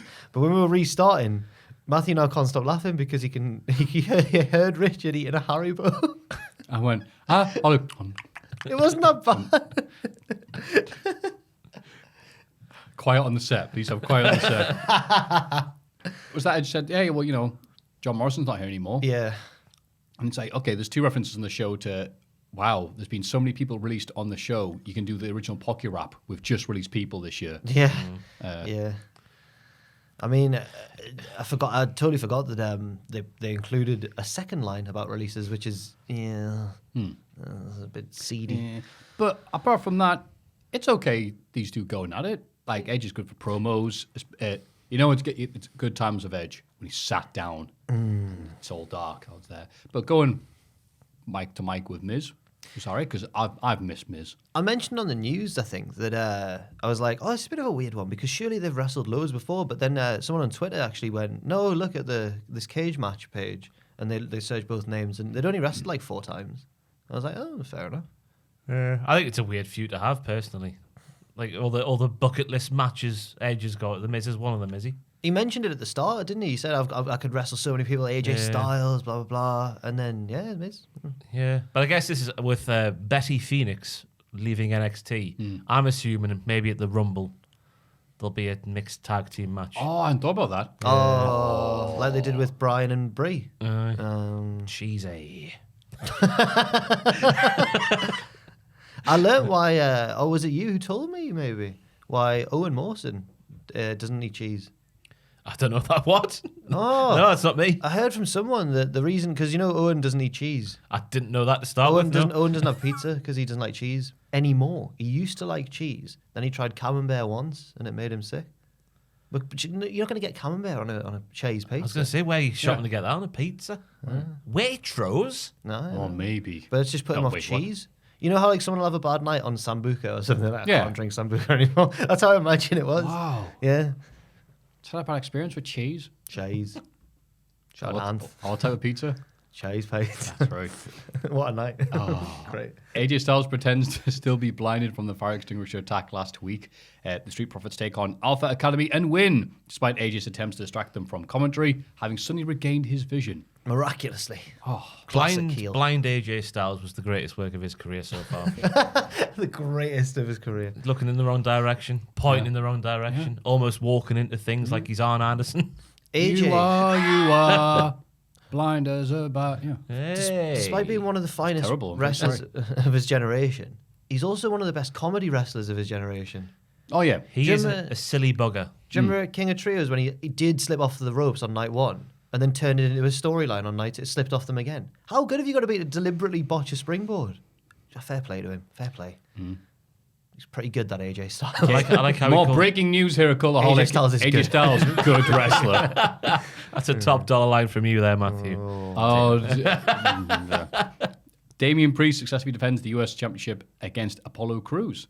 After last week, he went, "Do you want a shot?" And he went, Nope. Nope. Oh, by the way, sorry, just to Why need did he to say no? go back there. Vince, there was a backstage segment where Vince Oh, called was there? AJ being blind freaking horrible. You could see his like getting unblinded.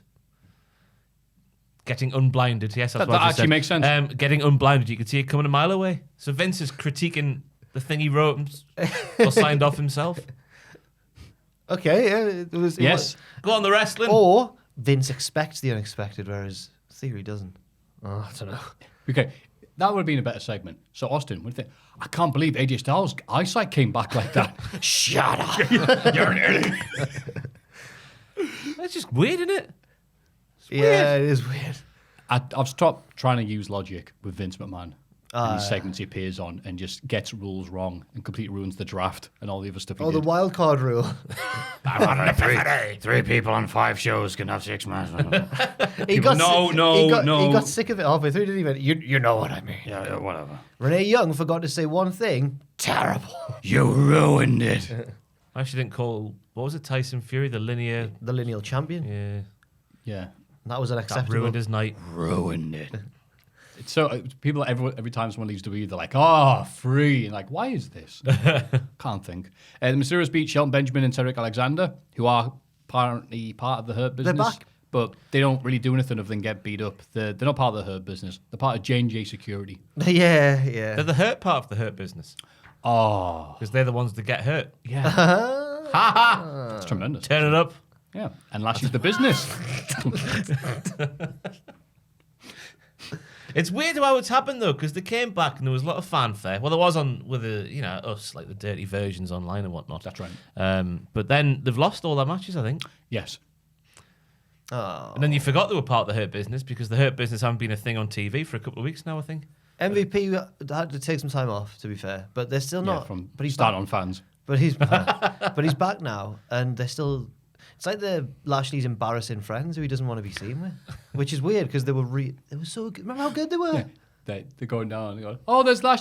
Oh, hey, I gotta take this car." Yeah. Runs away. He's still got fangs, hasn't he, Cedric? Still got fangs. It's one of the most bizarre things to look back on now. He had a 20-minute amazing match with Kota Ibushi in the Cruiserweight Classic, Yeah, and Triple H signed him after. yeah. What?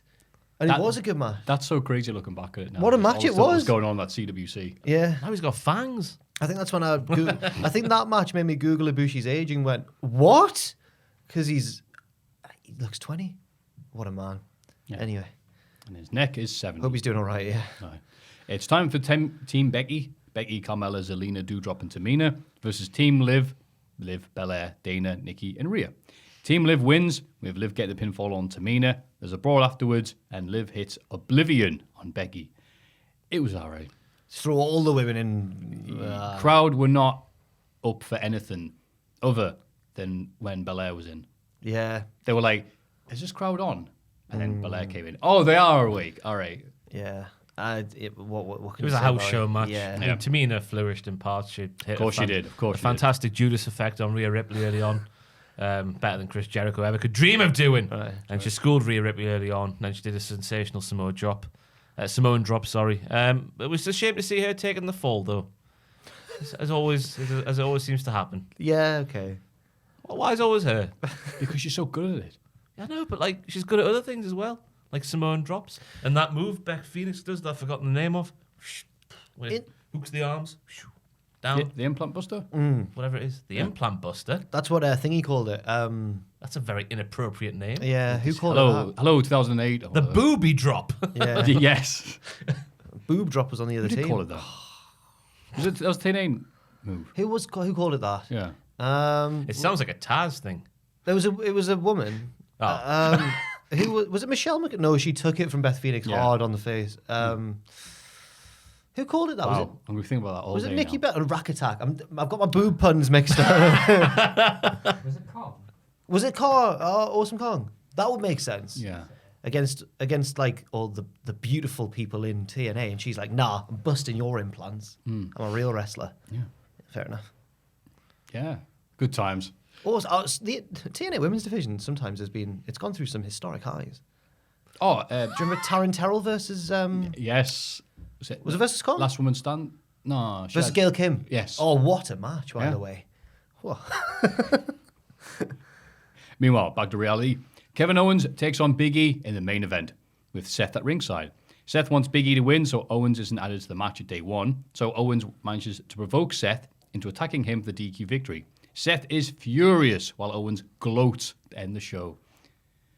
I could have done without having two, hey, it's the guest commentator spots on the same show. Oh, they interfered in the match. Oh, There's plenty more. Well, wait till Dynamite, you get yeah. the Dynamite. I know, Bloody hell. God. If that was a Friends episode, it'd be called the one with all the commentators. I can understand why they did it, because obviously JR's like Oh, yeah. undergoing treatment and stuff. But like, it got I've a got bit. no faith in Tony and Excalibur. I know. And a bit of Taz. That's all you need. They could have done it. What a team. Taz is all you need. Dun, dun. I enjoyed the early stages of this match. Gave up on that early. Terrible. Because it was all logical, wasn't it? Yeah. Rollins was like, go Biggie, go, you go and win, so I got a singles match. Yeah, And Kevin Owens was trying to goad Rollins, but Rollins was resisting because Rollins knew if he got DQ'd, it becomes a triple threat. Right. And then the ending happened. You know what? I agree, though. I enjoyed the temporary abandonment of the traditional heel-face dynamics because the situation called for it. So, yeah. I feel like Owens has only been added so that he takes the fall, but I can't work out which of the other two is going to pin him. That's what I think is going to happen at day one anyway, but I can't work out whether Rollins will win the title or Biggie. It's to protect Rollins. I don't know. But I feel like Owens has almost certainly been added to take the fall. It's very interesting set up that match because, Mania period, not sure what's going on. So at least there's some intrigue there. Yes, true. NXT 2.0. Now, I was all ready to go, be all highlights of the show and be all positive and stuff. And I was going to put on sarcastically, highlights of the show, Maffew cleaned his bathroom. Or anything like that after last week's bathroom discussion. Oh, make sure yeah, they're all yeah, clean. yeah. And you know what? I actually, non-ironically, enjoyed this episode. This was actually the best thing that they've done since the reboot. It was the strongest post-reboot episode. Yeah, by far. But I don't know how much that says. No, obviously the not. wrestling- But you know what? Hey, fair's fair. When The it's good, it's wrestling good. was good. Oh, the wrestling was very The good. wrestling this was week. good. The character stuff, there was some Still some segments I had crap bits. issues Still with. good. Still good, yeah. There's still some fun. Yeah. Yeah. Let's not poo ourselves here. But the show begins with the competitors in the women's WarGames match all getting into a brawl. And I'm glad that they did, the thing where they stand off each other and go, "Ugh," like that. Like they did that one NXT takeover before the thing. Where it's the like, ending segment. Stand there. Oh, They were, so rubbish. They were all squaring off in different locations. So rubbish. They do it in but boxing this one, and in UFC. What's your issue, Maffew? Huh? But then they did this and they started fighting. I went, good. They weren't doing the Tony Storm where you stand there going, I don't know what to do. You can tell they did that for the final shot of the promo package pre-match. Of course. Just where it goes like... Tonight. So that then leads to Katie Ray taking on Dakota Kai in a ladder match to secure the advantage for her team on Sunday. What better person to have in a ladder match than Kaylee Ray? She can do the normal wrestling, the hardcore wrestling. She can do it all. They should have opened the match at WrestleMania 38. Opened the card at WrestleMania 38. Oh, what a take. Yeah, I thought it was massive, What a mate. spicy take. Bombs everywhere. Yeah. Kaylee Ray flying everywhere. Dakota Kai, that thing where she did like the Coupe de Gracie. Bloody hell. Oh my God. Oh my, now then, guys. Hey, we're back on road again. Back on the road to victory. Oh, Go home, Ross. It was a great match. I don't know what to make of the face team having the numerical advantage. That'll make the match a bit weird, but you can't. It gets unpredictable if the heel team wins it every single time, I suppose. So I kind of get it. Yeah. This was a nice coming out party of sorts for Kaylee Ray. Yeah. This was her first big match, I thought, on NXT, where she showed what she's all about. Yeah. Showing the NXT people, hi, I'm Katie Ray. I'm going to show you what everyone else already knows about me. Yeah, I'm Mint. So, also, the good guy's very good as well, but Kaylee, bloody Ray. Yeah. And then backstage, the grizzled. I hated this bit actually. Backstage, the grizzled young veterans are about to rob a locker because, as you said last week, they are the Artful Dodger. It's the crime time in 2021, but I'm going to suggest that NXT call them the Liver Connivers. Oh, yes. Prime time, Liver Connivers. Nice. You got to rhyme. That's good. like It that. rolls Such a off the- shame to see. it rolls off the tongue better than the thieving bastards. They were the cerebral assassins, right? Because they thought more than the other tag teams to steal something from this podcast's past. But now they're just silly robbers, goons. They've really their Volumes. prominence in the tag division has been diminished a lot by this gimmick. Yeah. The Liver Connivers. The Liver Connivers are about to rob a locker, but distracted by Ikeman Jiro, who is foreign and therefore has to yell English badly, loudly. Shh. Yeah. Shh. Just so you get that's a thing. And then Josh Briggs and BJ, arrive to scare them off and just kind of just run away. So was it their locker? Yeah. Yeah. Their and collective- Then, was and it then one locker? BJ went like this, like, oh, like, oh, God. What could they possibly have that the grizzled young veterans don't I have? think they're just chances. They'll just take any. Plaid. Moonshine. Yeah. Oh, yeah. You know what? Yeah, the crazy Aye. world of NXT one-word gimmicks, yeah. Gotta steal his moonshine. like lad. Cletus on Simpsons Hit and Run. Oh. Some folks will never read a toe, but then again, some folk will. Like lead leaders us to slack jawed go. Ding diddle diddle diddle diddle ding ding. No, that was Banjo from Banjo Kazooie. You know what? Cameron Grimes beats Andre Chase in a short match. Before Duke Hudson arrives, Oh my god. and we do that thing. My move of the week, for what that's worth. Oh. And I genuinely laughed at this, which I don't know what it says about us now. Andre Chase, and maybe he's done this before and I've not cared, but he's got him down on the mat and he goes, give me a C. And his crowd goes, C, does a stomp. Give me a H, stomp, all the way through Chase. It's really good. That actually got me. That was your I move? went, he's actually got a move relevant to his gimmick. All right, I'll do Relevant that. to his gimmick. Andre Chase is a highlight of NXT 2.0. No. That's not what I said. That is what you said. No, hang on, no. Please. Come on, Mike. It's a shame that Duke Hudson had to come out and ruin everything. With his boring, Yes. dry... I could beat Chris Benoit on a goat. On a boat. It was one of those ones, wasn't it? Yeah. I've been on Photoshop. 20 years ago. Yeah. So I'm Hudson going to shows cut up. your hair into this style and make you look like Karen Grimes. I'm going to cut your hair into this style. No, and too make much you- emotion. Yeah. Right, start it down. I'm going to cut your hair into this style and make you look a bit silly. Oh, no, wait. I'll actually cut your hair all the way off and make you bald. That was the I mean, first- you're So lucky he's so big and so strapping and so handsome. Because that's all there is. You know what This the is game of similar- poker gimmick? Because he's got no friggin' expressions. Poker! Fantastic! Where you don't require to act or emote. Fantastic. And I was like, oh, you gave him promos. Wow. And I did like your impression there, but again, just he was nowhere near that OTT. That was two of the top It was impressions. so- That's very similar to Ross's historic critique of Eva Marie. Very lucky that he's so attractive and athletic. Yeah. Well, he is, isn't he? Evan Marie. No, I don't mind him. He's good. He's good because he's so bland and dull. The crowd love Cameron Grimes here. And at least when they're doing the crap Photoshop thing, it didn't do what they do on Raw and SmackDown, where it happens and they go, ha, ha, ha, ha, ha, and like pretend to laugh and be awful. Because I literally think Duke Hudson is incapable of doing that. So he just went, that's right, I'm going to do it. So he's just streamed like a rather evil, boring person. And so Grimes is just like, no, so they're going, I don't care about any of that. I'm going to beat you, get my hair back. Yeah, do all Grimes- that stuff. Grimes And great. this worked. This was it wasn't, great or anything, but it worked really well. The crowd were behind him. So I'll I'm be, all right I'll with be that. genuinely gutted if Cameron Grimes loses because he looks Yeah. stunning at the minute. Oh, yeah, With his yeah. little feather and do going on, his tight beard. Oh, Yeah, no, Grimes is one of the highlights. He's not. He's like Andre Chase, the highlight of the show. Andre Chase's real name is Chance Barrow. It sounds like an NXT name. Chance Barrow. That's very NXT. Like wheelbarrow. Yeah, thanks. I didn't understand until you said it. Chance Barrow. I just, good name. Sorry. The new school WarGames team. Oh, no, are in the sorry. ring. Then he went after Andre Chase with a pair of clippers. Oh, yeah, he did. And one of the students saved him. That's right. Yes. Yeah. Suspiciously wrestler lookalike. Yeah, yes. His big muscular Jack, student. dude, with long hair. It's like one of those fans where you can KFC at ringside and they're all like, I love KFC. Why is Vince McMahon's voice? Especially in like 05 when they've all got the same tribal tattoo. These fans. Here's the doctor. They all looked like male adult film stars because they were all wearing, they'd all be muscular and tattooed, but they'd all be wearing like suits and stuff. It's like the start of a scene. What's happened there, Richard, on the screen? Yes. It's the notification saying that's the second porn reference from Jack, this podcast. Look, it's been... Good. You thought I was foolish to install that app, but here we are.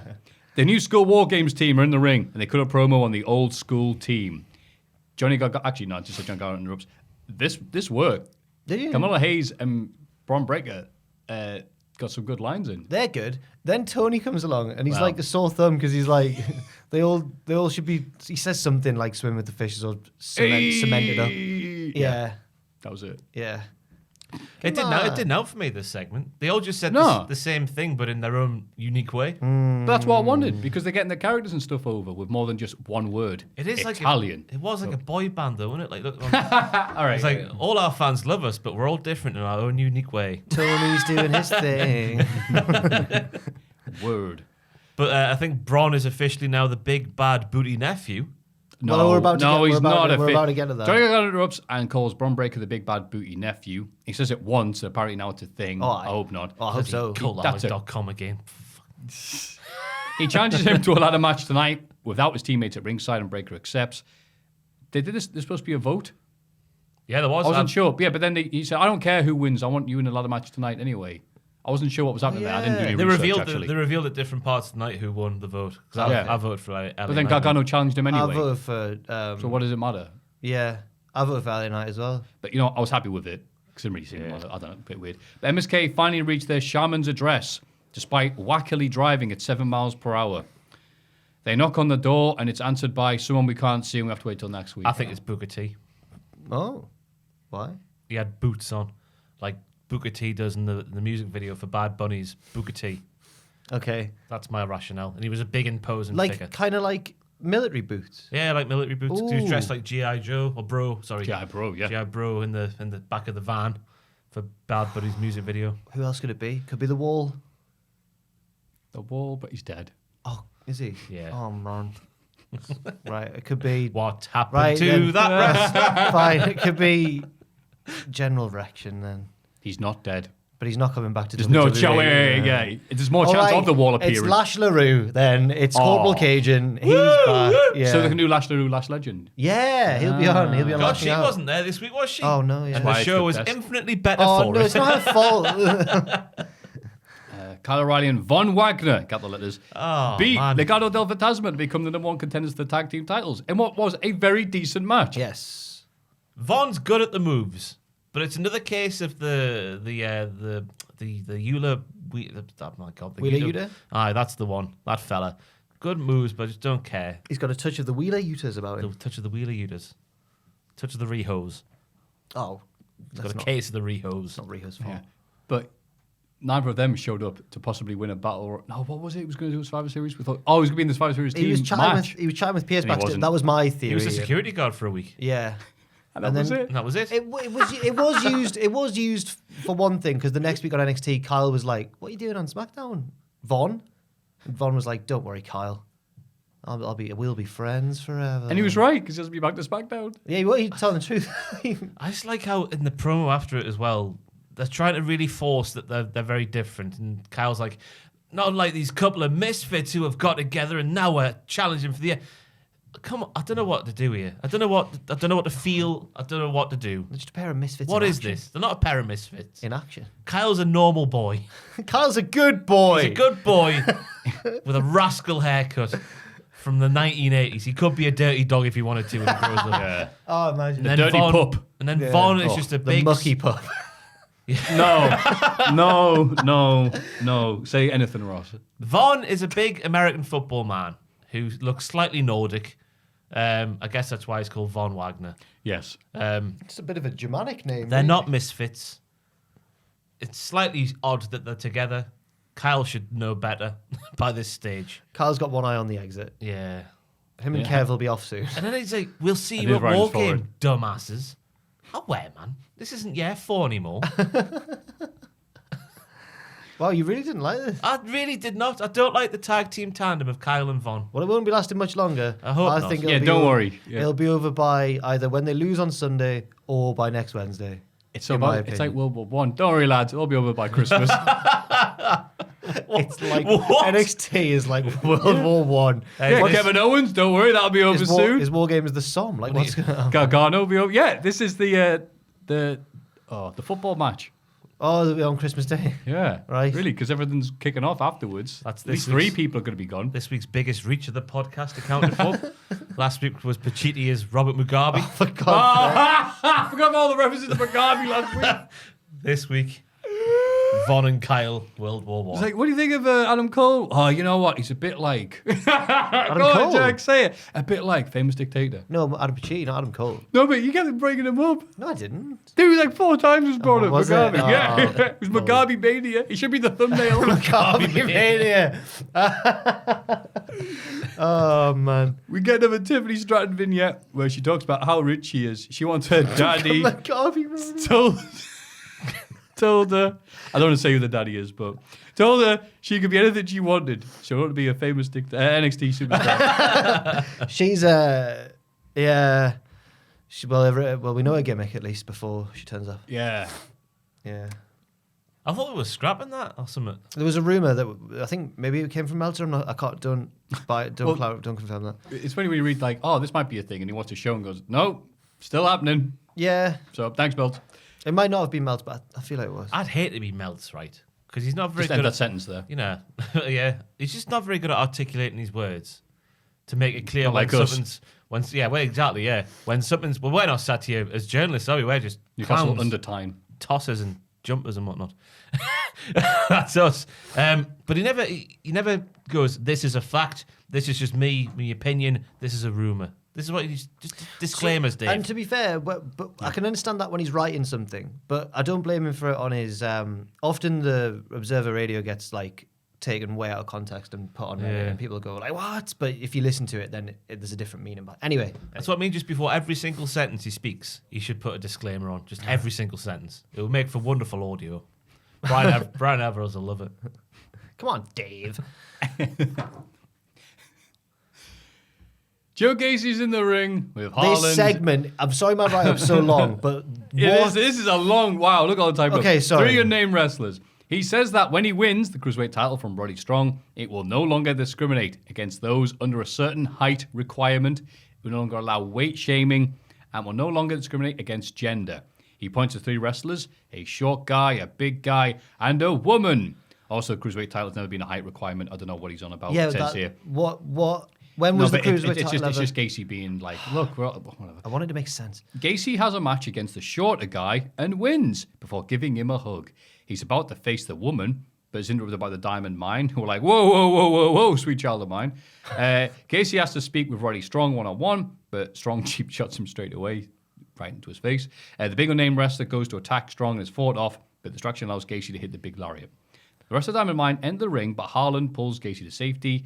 This was really convoluted and not worth it. It was a bit like when Ernest Miller beat up the Young Dragons, and that's cool. It wasn't as cool.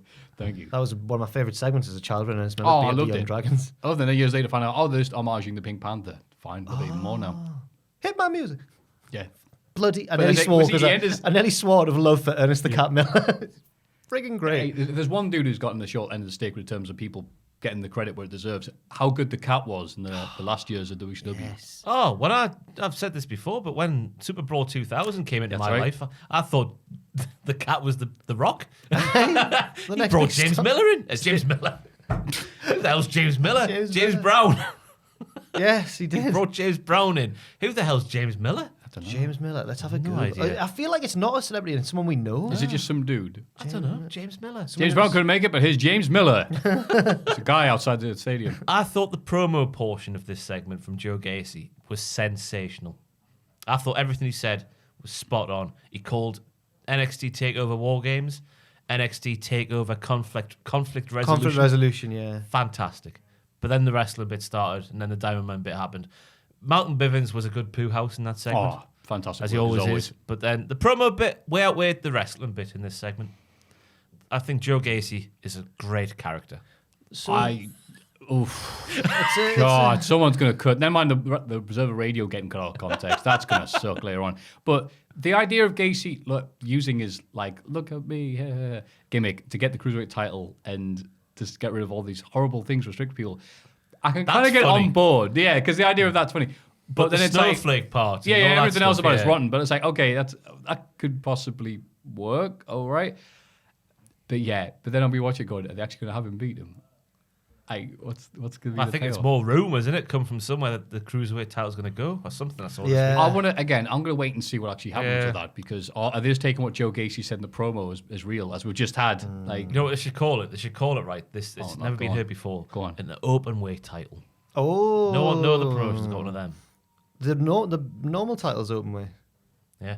Oh. But this one's really open weight. Really open way. James Miller was the name of the paraglider who crashed in the ring during Evander Holyfield in 1993. Oh, fan man. I watched a documentary about Evander Holyfield and Tyson this week. So I've seen that one. Yeah. How Maybe that's why it's Holyfield called. never got the respect he deserved because Tyson was always in the background, always doing something, and people were like, yeah, but you haven't beat him yet. Yeah, you haven't beat him yet. And then when he did beat him, people were like, yeah, but Tyson was past his prime. So it's like, oh. So that interview with Larry King, where Larry King's like, "Why did you do it, Mike? Why did you bite his ear off?" He's like, "Well, I said sorry." No, Mike. Why did you do it, Mike? I said sorry. What more do you want? Mike, bloody like it. Such a fascinating man. I've learned, obviously, Tyson was worse, but I've heard that Holyfield was really bad for headbutts, apparently. It was led with his he head did have a and- tendency to lead with his head. Accidental headbutts. Just saying. Still a great boxer. I almost said wrestler there, but Still a great worker. But yeah, did like to do the that. sell of the ear bite was magnificent. Oh, he Jumps around, yeah. But the second time he does it, he does a spin, and then he's just so mad and in pain. He's like, right, that's it. This is box. yeah. Oh, anyway. Solo is interviewed backstage. Is interrupted by a shouting boa. He had indigestion, man. Leave him alone. But he brushes him off and All heads he to the needed ring was for a match. Rennie. So what we've learned is that any pray. non-English speakers Yeah. shout, and people ignore them or get distracted by them. And what? It's one of my least favorite WWE things. It's like, oh, you can speak another language. You're not from the country. All right, just yell your language around like it's the 1950s. But or it's something. funny. No, I'm not going to say that because it could Is be it funny? clipped out of context. Okay. It's funny because they're foreign.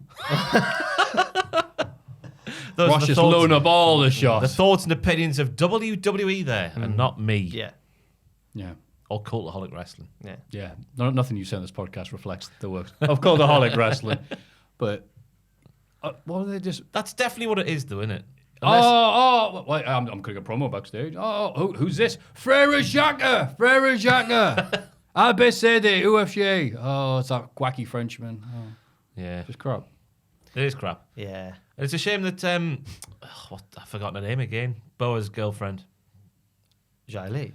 No, Mei Ying. Mei Ying. It's a shame that she's had that part of the gimmick stripped away. She passed To on her think, powers. oh, Someone's having a loud one. Not again. Way on the side. Way on the side of the ball. But wait. Don't way into the water. Are they going to stop and then is go? it going to be? I don't want to hear the little droplet. I don't want to hear it. No. Shh. No? Wait. No. We're still here. No? It's over. No, it's no flush yet. Shake it off. It's not flushed. Flush the damn toilet. Oh my god. What are they doing? Was that a little dribble there?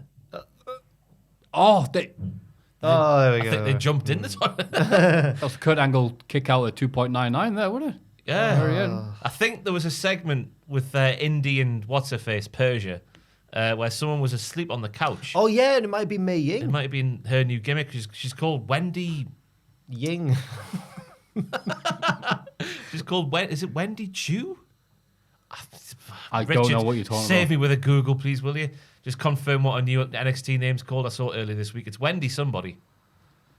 But it could have been her asleep. I don't know what the gimmick is, but she was like dressed in like The gimmick is she's asleep. she's dressed in like sort of like juvenile like pajamas. Wendy Chu, yeah. CHOO. Aha. Oop. Why it's on there. Whoosh. Oh, okay. Indy Hartwell gets a phone call backstage. He's playing that Dexter Loomis has disappeared from hospital. No, there was the Solo Sikoa match. Oh, wasn't yeah, there? sorry. So Kobe beats newcomer Ednis enough. Afterwards, Boa attacks Solo. Oh, no. What did you say? It's some guy. Attacks Solo. No, come on, Maffew. Afterwards, Boa attacks Solo, but Enough, E-N-O-F-E, No fair? Enough, helps fight him off. Okay. Sikoa's a face. I thought he was a heel. He's from the streets. Okay. Respect the streets. Andy up. Yak that fool. Yup, kidnap them. Get him, get him, get him. Yeah. That I respect the streets as well. Yeah. Oh, my God. You know you're fit, but oh, my God. Oh, the don't streets. You know it. Lights are blinding my eyes. Dry your eyes, mate. Indy More Richard, Hartwell. any more Mike Skinner you want to drop in?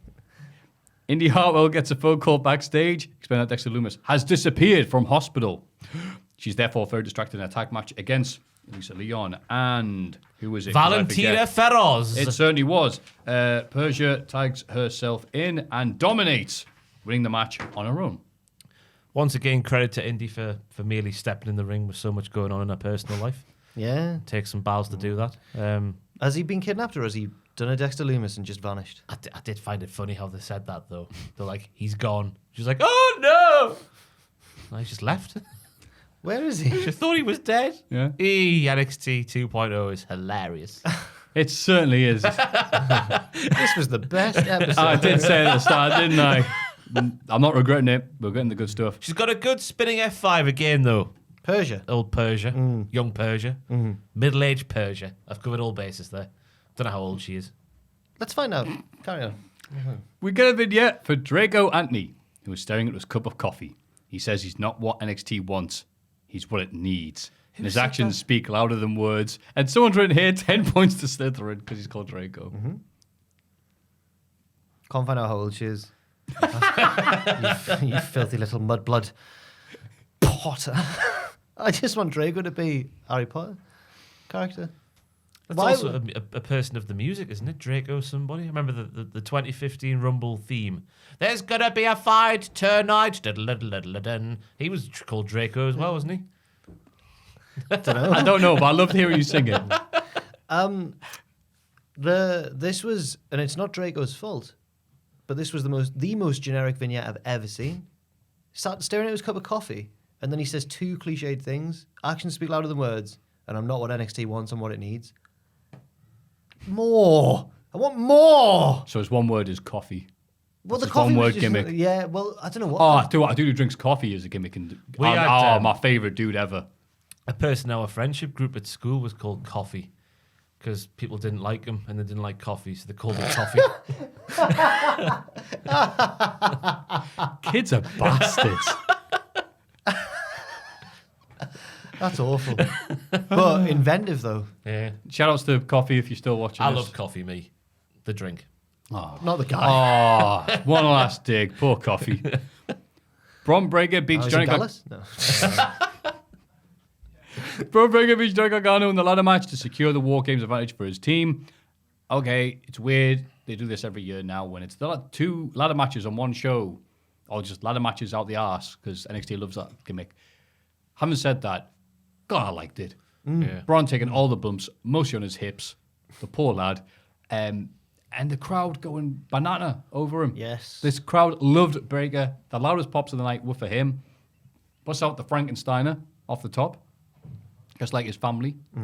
The nephew family. Shh. Sorry. the family that adopted him because they found him on the side of the road and whatever. Yeah, loved it. And then he won. He beat Johnny Gargano. Yeah. And this was such a good episode of NXT 2.0 compared to what we've had.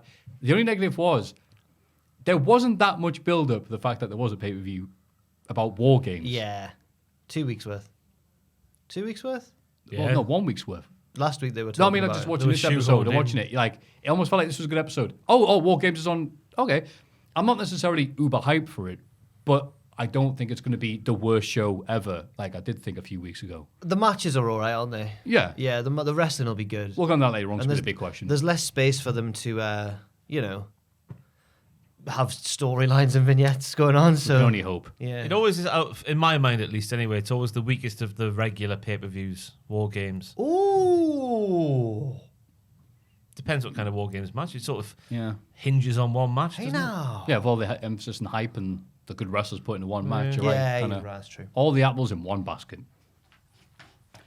AEW Dynamite. Oh, let's light it up like Dynamite. Oh, here we go. Hangman and Page joins commentary for the opening match. Commentator 1. Here we go. I keep Take counting. a shot. Brian Danielson versus Allen, 5 Angels. Danielson wins, and he's just so good doing it, doing all the moves, and just. And then he's already beating him and punching him, kicking him, and he's like, nah, I could pin him, but I'm going to stretch him some more. Oh, he's so good as a dick. Yeah.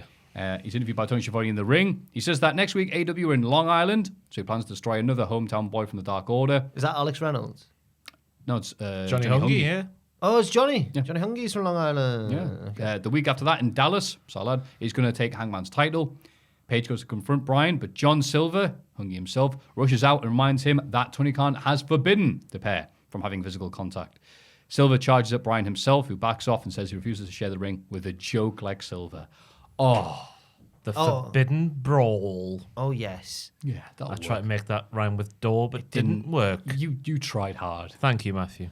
How You good tried very hard. is the bit where Silver fires up going to be? His comeback's going to be amazing in that match. I sometimes wonder, like, the interaction between being the elite and all the other stuff they do and how it plays before a live audience. Johnny Hungy's a guy who's absolutely getting all the buzz from the being the elite stuff he does. So and that lovable. is definitely translating. Because I had that match with Adam Cole a few weeks ago. Yes. And I was going, Budge. Budge. Yeah. Say, oh, good. Everyone's seen that bit. Fantastic. I've now seen that bit, and I do now find it funny. you? Oh. Yeah, I'd never seen it before, so I was like, why is he what's Budge about? But now I get it. Yeah. And it was a funny bit. It was a funny bit. Miro is in a white void and says he's going to storm the gates of heaven. As you do. Just a casual storm in the I gates love of this heaven. man so much. He says he has just 2 weaknesses in life. He plans to repair one and embrace the other. What does that mean? He's going to get a neck. A new neck from Necks R Us. But what's the next bit? I think CJ Perry's going to be God. He's gonna Oh, yeah. But no, maybe not, because he wants to fight God. That was actually my move of the week, is Miro calling out God.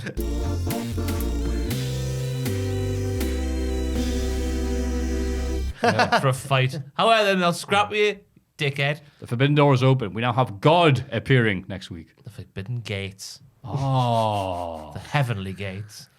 I hope they have a man dressed as God. The Miro rips him apart. For some heel heat. No, it'll have to be like Dwarf God or Old God. Yeah. Oh, no. Photoshop God with a wacky haircut. Where is this actually going? You think it's Lana? I think? don't know. He wants to fight God. That's where we're at the moment. And God's banished him to the void after losing to... Who's God, give me a new neck or I'm going to take your lunch money. yeah. All right. It's Garvers. who's a god in wrestling? Oh, JBL. JBL. Oh, God, yeah. No, it's not going to happen. It was different though. Vince McMahon. He was in purgatory. I don't know where he was. Yeah. I hope this is all coming from him. 'cause Compare that. It's really, really good, isn't it? Compare that So promo great. to Drago Malfoy's on NXT at the coffee. Or Duke Hudson. It's night and day. I love Duke Hudson just because of your impressions of him. Him himself, no. You can keep him, but we'll use you. MJF joins commentary 2! for CM Punk versus Lee Moriarty. Two! Punk wins. Sorry. MJF gets on the mic and says that Punk is only the best in the world at trying to get into Britt Baker's pants. Right. Whoa! That was a weird, like, go on, Jack. Let's stop now. Go on, Jack. I genuinely found it. I started to find it a bit. I was like, oh, he is mentioning Britt Baker a lot. Before this promo, I was thinking, he mentions her quite a lot. He's quite a big fan. So when MJF said this, I was like, Oh, this is my favourite MJF line in this Punk feud. Not the. That's your favourite line? Yes, because I think it's true. No, just because I think Punk. That dirty dog. Punk's obviously a big fan of Britt Baker, right? Well, clearly. And I just think that it was just wonderful. It was like sunny days, but probably not real. Like that's not. No, it probably wasn't. But I popped huge for it. I was like, what? Did you? Yes. I was going, what? No, Why is he I mentioning just this? think he's like, fancies her. Britt Baker's replaced you as the fourth pillar. Yeah. He's mentioned Britt Baker a few Like times. 3 now. times. Yeah, there's a maybe. positive thing like that. Like, yeah, that's like, oh, that's nice. Yeah, but give him why- the yeah, props. why is it But then always it's like, Britt Baker? you're just trying to get in. I'm like, have I missed something there? Like, Well, No, MJF's I- a poo house heel, man. That's why. Yeah, he's It's got just- it. it's a Yeah, low- but then- low-hanging fruit in it. But then to skip ahead, backstage, Britt Baker and Jimmy Hayter bicker about their recent issues and just, oh no, we're friends, and there's no mention of it. That's almost like Tony Storm getting a pie face. Like, you're going to mention someone in the feud, they're going to say something back, right? That's a fair point. If Britt Baker said something like, But shut up the Perrier, that doesn't or whatever, diminish and carried MJF's on. line, though. I didn't. If anything, it adds fuel to the much of it. fire. Denial. Oh, You heard it here first, everybody. but I know Britt Baker camp have officially denied. I know that like in the promo, the first one they had, Punk's lines were way better than the Miz one and everything. I just thought this one was. I was like, because I had a little thing in the back of my mind, like Punk does mention Britt Baker a lot, so I just thought it was alright. Okay. fair Not enough. that some of the other stuff was a bit scattergun. I'm just taking a bit of a scattergun approach at the minute. He's just like, yeah. Punk wants to fight, but MJF turns him down and talks about how he's going to win the Dynamite Diamond Ring for a third time in front of his fans in Long Island next week. He also says that Punk should stop bringing his dog backstage, or MJF's going to kill it. That was unnecessary. Yeah. That was disgusting. You've gone too far there. CM Punk hasn't resorted to that. Yeah, you can call someone a meth addict, and you can try and cast aspersions about their fidelity. He went down in my estimation. when he said that. He's going to go to Long Island and he's going to get some. He's doing a John Wick here. Saying Threatening that dogs. though, when we do go to Long Island next week, when we hop on the plane and go over there, I do hope he gets a cheer, MJF. I'd love it if there was Burberry in the crowd. Yeah. What if he turns on a dog and then the crowd cheer? Oh, That's a bad look. that's bad. I wish I hadn't said it like turns on a Turns dog. on a That's dog, not. yeah. That's just. Yeah. Punk goes to attack MJF, but Wardlow arrives and stands in his way. I'm baffled about your 180, your MJF 180. Did you read that article this week that said MJF's not actually that good at promos? And did you agree with it? What? There was an article online that said that. An article online. Which that website? said, they're really good. Cultaholic News. Then I'll read it sometimes because the articles are really good. I'll have to. You follow one of the writers who's really good. Colette, someone I think. Oh yeah, Re- fan fight. Yeah, it wasn't Fan her. fight. Wasn't her article. It was someone else. But Ah. it was about how MJF's not actually that good at promos. And I was like, ooh. There is an ongoing debate of whether like is cheap heat an effective way of doing promos, but people go, well, it's heat, it's killing. We saw the promo last week. Crowd, the entire time, like Jerry Springer show. You know, Just needs to be used better, doesn't it? Like, as we say on this podcast, sometimes he's out there just saying things for the sake of it. Like Whereas looking, that initial one with Punk, that was very much a time and place for that. looking back, the Pillman feud wasn't that big a feud, so that was weird that he unloaded. there you go. See, that's a good one. Going, yeah. If they're going to say the lines can at least match the feud, because some of those ones were like, okay, the resolution to this would be Pillman shooting MJF for the horrible real life things. Well- and those, I don't think much of that feud either, because for a very low down feud, not even mid card, lower mid card. Yeah, feud, it was, wasn't it? There's It was- horrific real life things being said. I'm like, It was kind of All just because right. they were in Cincinnati as well. Yeah. It was kind of built around that. Yeah. and they had the Vice thing and stuff. And it's like, oh yeah, Pillman Jr., we kind of care about you until we don't. I don't know if they made the New York show seem a bigger thing than maybe it was, because it was on the New York Arthur Ashe thing, wasn't it? oh. Maybe that made it a bit more monumental in their minds. on but the, not ram- minds on the of fans. Rampage in Arthur Ashe, maybe. I don't know what I don't it know. was. I can't remember how It it was worked. in that stadium. I've learned that Winter is Coming is going to be a 2-night affair. Is it? Dynamite and Rampage. Oh. No, don't worry. It's not a big pay per view. Yeah, Yeah, that's don't all worry. right. Yeah. That's what we meant. Like, No, it's fine. oh, yeah, it's good. Yeah, they're going to have it's going to be headlined by Danielson versus Wangman Page. Wangman. I've seen the way they've done the Game of Thrones style writing, and They the say H looks Wangman. like a Oh. yeah. Bet he does. Very Wangman. good. Wah. Got a hog on him. Aye, big one. Big cowboy penis. What, with a little hat on? Well, I haven't spoken about me man yet. Your mum? Me man, Your man? Lee Moriarty. Oh, What a guy. Infectious, that, isn't it? And he's walking down the ramp. Oh, but when Lindsay does it, No, but what Lee Moriarty's not a pathetic little it's a full-on way. Tiger! Flame. Yoga. Fire. Tiger. The match was very good, I thought. When he hit that Pepsi... Oh, I've forgotten the name. Plunge? Plunge. He hit the Pepsi plunge. Yeah, he did the reversal, didn't he? Punk was going for it. He reversed it. Punk went for the Pepsi plunge in this match. Yeah, what move do you mean? But what's it called with the spinning... It's Pepsi something, isn't it? Oh, twist. Twist? I don't know. The Diet spinning Pepsi. Oh. What's it called? Yeah, Pepsi Twist. Oh Pepsi my twist. god, if he'd gone for the Pepsi plunge. A bit different. That's the top of Twist. Pepsi. I forgot about the Plunge. Pepsi Twist. Yeah, sorry. Same thing, innit? My brain wait, hang on. I would have remembered that, surely. Yeah. Aye. And Punk could goes his, for one, could he his knees reversed take it. doing the Pepsi plunge? No. I bet Yes. it was good. No, I like Lee Moriarty. He's one I like the Wheeler Utahs and all the people being brought in, and the Daniel Garcias. Hey, you don't know them yet, but they'll just wrestle a big Oh, dog I and feel get like it. I understand Tiger Flame already. Tiger Style. Tiger Style. Tiger. Yeah. Wu-Tang. Oh, never mind. Matthew expect didn't me to pop know that, once do for you? my Street Fighter references. See, I don't get there. Yeah, it's good, but no, it's just like, yeah, but I get this. It's Wu-Tang Clan. I get Tiger Wu-Tang Style. Clan. Yeah, no, you don't. Cash You rules said everything Clang around. as It's well. I said Clang Look, yesterday. Oh, Ross said Wu-Tang Clang. Wu-Tang Clan. Oh, You just said it there as well. What do you mean I don't know Wu-Tang? Wu-Tang Clan. I know about Shaolin. I probably do say Wu-Tang Clan. That's what the noise the music Richard. makes. Wu-Tang Clan. Stick up for me here. You hit him with the Wu-Tang I Clan. know One, about two. Wu-Tang. Just ignoring Jack to annoy him. Sounds like do. I've dropped a bit of a Wu-Tang clang. Wu-Too. Wu-Tang. Oh, God, no. This is all going horrible. What do you mean I don't know about Hang the on, let me just No, take the Chaos Ignition for a minute. Take a second to breathe. I know All right, the now we're back in. Wu-Tang. I know ODB I know you and the do. lads I and just Method thought, Man, I just thought I'd do it to get the annoy you a RZA, little the bit. Jizza, and the rest. You God. I've left out loads. Is that where Old Dirty Bastard comes from? Yeah, Is it? yeah. The He's Wu-Tang? from the Wu-Tang. The Wu-Tang Yeah. clan. Yeah. And Method Man. Method Man was on Aggression. And Raekwon. And Ghostface Killer. Are they just all the people who did the raps on Aggression? Yeah, it's nearly all of them. Snoop Doggy Dogg was on there doing Right. the clean dog. No, he's a dirty dog, isn't he? Yeah, he's one of the Dirty Dog. Snoop. Oh. Imagine if they go, hey, do you want to do a tie-in for this? We're not very high on it. Goes, mate, I do adverts in the UK now. Yeah, I'll do anything. He will do anything. Oh God, that Just Snoop Eat Dogg will do advert. DFS at this rate. That Just Eat advert's been. It feels like it's been going for about 3 years. It probably has been going for about 3 years now. Yeah. Wow. Adam Cole does his full entrance before joining commentary. Oh my God. What's that? This segment I heard Ross complain about this yesterday. was an absolute abomination. A Orange- travesty, Matthew. A travesty. A miscarriage of justice. Shocking. Terrible. For those who didn't see it, Orange Cassidy enters and Cole argues with him while the Young Bucks sneak out and get ready for an ambush. Cassidy spots them, but Cole hits a low blow.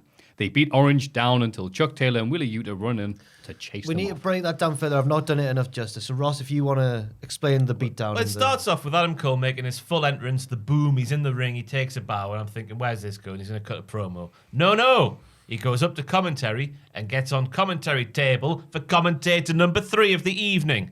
Or is it 4? It's 3. It's 3. It's definitely 3.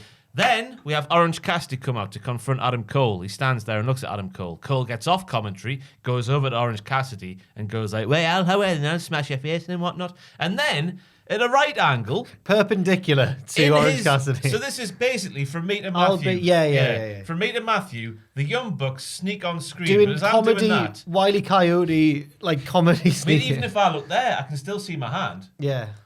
Orange Cassidy couldn't see this. Peripheral vision's a marvelous thing. Yeah, and the Young Bucks suddenly go, shh, we're hunting Cassidy. Yeah, they were, honestly. They were. And then they do the stick with Orange Cassidy's fake kicks and whatnot, but then actually kick him. Cassidy's an idiot. Because he senses the Bucks are behind him. So they're about to attack him, but he turns around and they go, oh no, even though there's 3 of them now. Then Cassidy goes over lazily, and then Cole obviously low blows him from behind because he's turned his back on. This segment was a monumental waste of time. Cassidy looked And like a tit. Terrible. I thought it was terrible, me. It was poor. I thought it was one of the worst things I've ever seen. Maybe that guy saying that Cole was used better in WWE has got a bit of a point. No, I'm joking. I mean, it's obviously it's setting up Cole and Orange for a match. Orange. We could have done something better here, surely, AEW. Come on now. I think that on, lads. once Cole has ousted Kenneth, his stock will to the moon. Oh, I'm not buying into that stuff, like saying Adam Cole's been a waste of time in AEW. Oh, right. I thought you were going to... Just this particular segment I thought was terrible. Just crap. Yeah, it was bad. It was bad. So take that, you Reddit bitch. I'm going back there again. Cutting promos like wrestlers. I'm trying to think, like, this AEW was a filler episode. Yeah. I'm trying to think. I'm going to say something that Oh, I'm going to no. regret. You're not saying what I think you're going to say. Was this the first time in a long time that NXT... This episode of NXT, not all of them, but this particular episode was better than AEW Dynamite. All right, so far. So let's go through. So, okay, Danielson, that was a point. Yeah, I got Miro and Avoid. That was good. That was great. MJF and CM Punk just doing The match with Lee Moriarty was good. Yeah, the match was good. Yeah, Tiger. it was, but it was just a match. Tiger. Uppercut. Thank you for finally joining Sorry, in. I know I could see you, like Orange Cassidy, I could see you in my vision. I just wanted to know you. Adam Cole doing that, that's not a point. Wardlow wins a squash match against AC Adams with a trilogy of powerbombs. That was his second match on Dynamite since being the fourth Labour of Jericho in August. Wow. Are we... Oh, no, don't go That through means the that whole- this is definitely a filler episode. Should we do this at the end once we've talked about Dynamite? Yeah, we'll weigh up the war. Of course, At the go end. away. Yeah, the war's war's still back. on. It's Darby Allin and Sting beat Billy and Colton Gunn in a battle of the streaks because neither team had lost. Man, this Apparently. is what several generations have been waiting for. All right. On one side of the ring, Sting, the Stinger. Other side of the ring, Billy Bastard Gunn. Afterwards, Jericho's interview. Oh, sorry. Oh, there'll be a recap of the stuff there. Sorry, No, that was the match, yeah. yeah, no, Darby Allin did lots of dives outside. The ones that he's just looks like he's trying to dive through the. I think he had a Guardrail. coffee before this match. Yes, He was flying without the wings. absolutely was, and crowd went yay when Sting and Billy Gunn faced off. Should the Guns have won? To be fair, in fairness, you cannot tell that Sting's 62 and Billy's 58, can you? The stuff they were doing. Yeah. I Sting's don't get it. 62. 62. Wow. Going on 63. Yep. That's how numbers work. I'm sure he's closer to his 63rd birthday than he is his 62nd. If that makes any difference, I don't know. I doubt Darby will be doing this at 63. Imagine if The he way was. he does it. Oh. Just looking like Steve-O did at the end of Jackass 1. That's reminding me of the that Twitter argument that like an Arsenal fan had or something, where it was like, oh, he's not very good and he's already like 28 for some footballer, and he was like, no, he's actually 27. And then the guy's like, yeah, he's closer to 28 than he is 27. Yeah. And then he starts to explain. He's like, you round up when it's, and the guy's like, no, he literally is 27. Like, I actually remember that. That was a good one of one. those ones where you read it, you go, how is this person so? Yeah. Taz, is that commentary? 4! Thank you.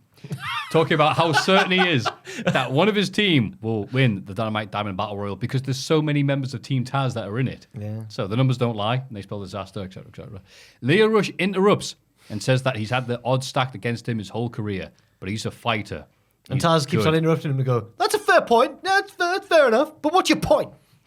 Dante Martin enters to stare down his former tag partner and is joined by Ricky Starks. And they just they're sort all of stand happy there. And he stands there. and he stands there and they're like, This and the segment, segment ends. the Adam Cole segment and this segment here are the densest sandwich fillers since your marshmallow stuff in the jar. That's a dense sandwich filler, isn't it? Is there any denser sandwich filler than that? A whole joint of gammon in a Yeah. sandwich. Yeah. That's what I'd those say ham two- and peas, but I know you guys don't like that. peas So I'll put really- in. It's not dense enough, Matthew. Not Eat dense ham and enough. peas sandwich in my bath. This was another After podcast. another crap segment, wasn't it? I think that I like Team Taz, but Leo Rush, the character's all right because it's like, hey, this guy just turned on me for no reason. Oh, that sucks.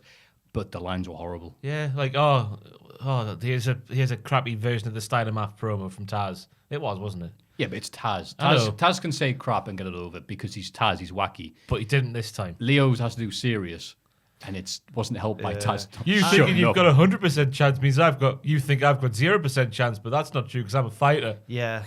And the delivery was all right, but yeah, the I'm a lines were fighter. bad. It was just too straightforward a face promo for the situation. Yeah. And Leo Rush he's class when he's cocky and a heel. Or it doesn't even have to be a heel, just give him a bit of an edge. I don't know. It's another one of those cases where your average man like me doesn't look at Leo Rush and think I'll get on board with you. because I'm just insanely jealous of everything about him. His good looks, his good wrestling, his charisma. You're taller. What I've got one over him. But No, yeah, I wish the I was him. You know what? Yeah, this wasn't a good segment, but you know what? The matches are going to rule. Yes, Yeah. yeah, they are, yeah. But we need to be fair. And that's 2 crap segments on this week's Dynamite. Oh, we have been, like I said, Say we're that, getting Mr. closer and Reddit. closer Say that. to the NXT being better than AEW this week thing. Have you and Richard matched on purpose today? No. Oh, okay. No, it's JB and BJ. Yeah, it's the tag team. Yeah. Ruby Soho Who's who? You decide. wins a close match against Chris Statlander to progress in the TBS title tournament. With the old victory roll. Yay. They show respect to each other in the ring, but Nyla Rose attacks Ruby and beats her down until Statlander chases her off. Good match. Good facials from Ruby. Very emotive. And that was it. I was sad that these two were drawn against each other. Yeah. I didn't want one of them to get knocked out of the tournament. At this Murderer's stage. Row. Yes. Best Hurricane Ranas since Hurricane Doylem hit our shoals last Friday. Oh, yeah, that was again. They were good from Ruby, though, those Hurricane Ranas. Absolutely. Like, I like the spiked one, where she's on her knees and boom, on the mat. Boom. Good that. Yeah, it was a Fantastic. good match. And then the main event. Andrade Oh, attacks no. Cody Rhodes. I've never been more glad that Tom is not on the podcast today because I would never have heard the end of this. Oh, well, I just... Sorry, what's Why? Tom's part of the fight again? Like, what's his Tom, argument? well, now Tom's changed his mind because he admitted that I was right in the most condescending way on the podcast that when you were there. When he was going like, I'll be the bigger man, Jack, and admit that I was wrong. And I was like, oh, yeah. Oh. But the Charlotte Flair. yeah, he did. Yeah. He kept Good. himself looking strong even in Yeah. defeat. But Tom originally thought that Cody was oblivious and had no idea that he was being turned heel by the crowd. Whereas I said it was all deliberate. But this, I can't say I was a fan. I'll defend Cody to the hilt, but this wasn't for me. We'll go through just to remind people that didn't see it. The Atlanta Street fight. They brawl all over the place. Of course, Cody's bleeding because it's a big Arn match. Anderson fell off the stage at the start. Oh, Hopefully he's all right. yeah. Oh, he just does a Don't big laugh laugh at there. him. Wow. That's an old fella. Aye, you're nasty, you. He landed where the hot pyro had just gone off a few seconds before. That could have been disastrous. It's a good job he's a horseman, though. He can take it.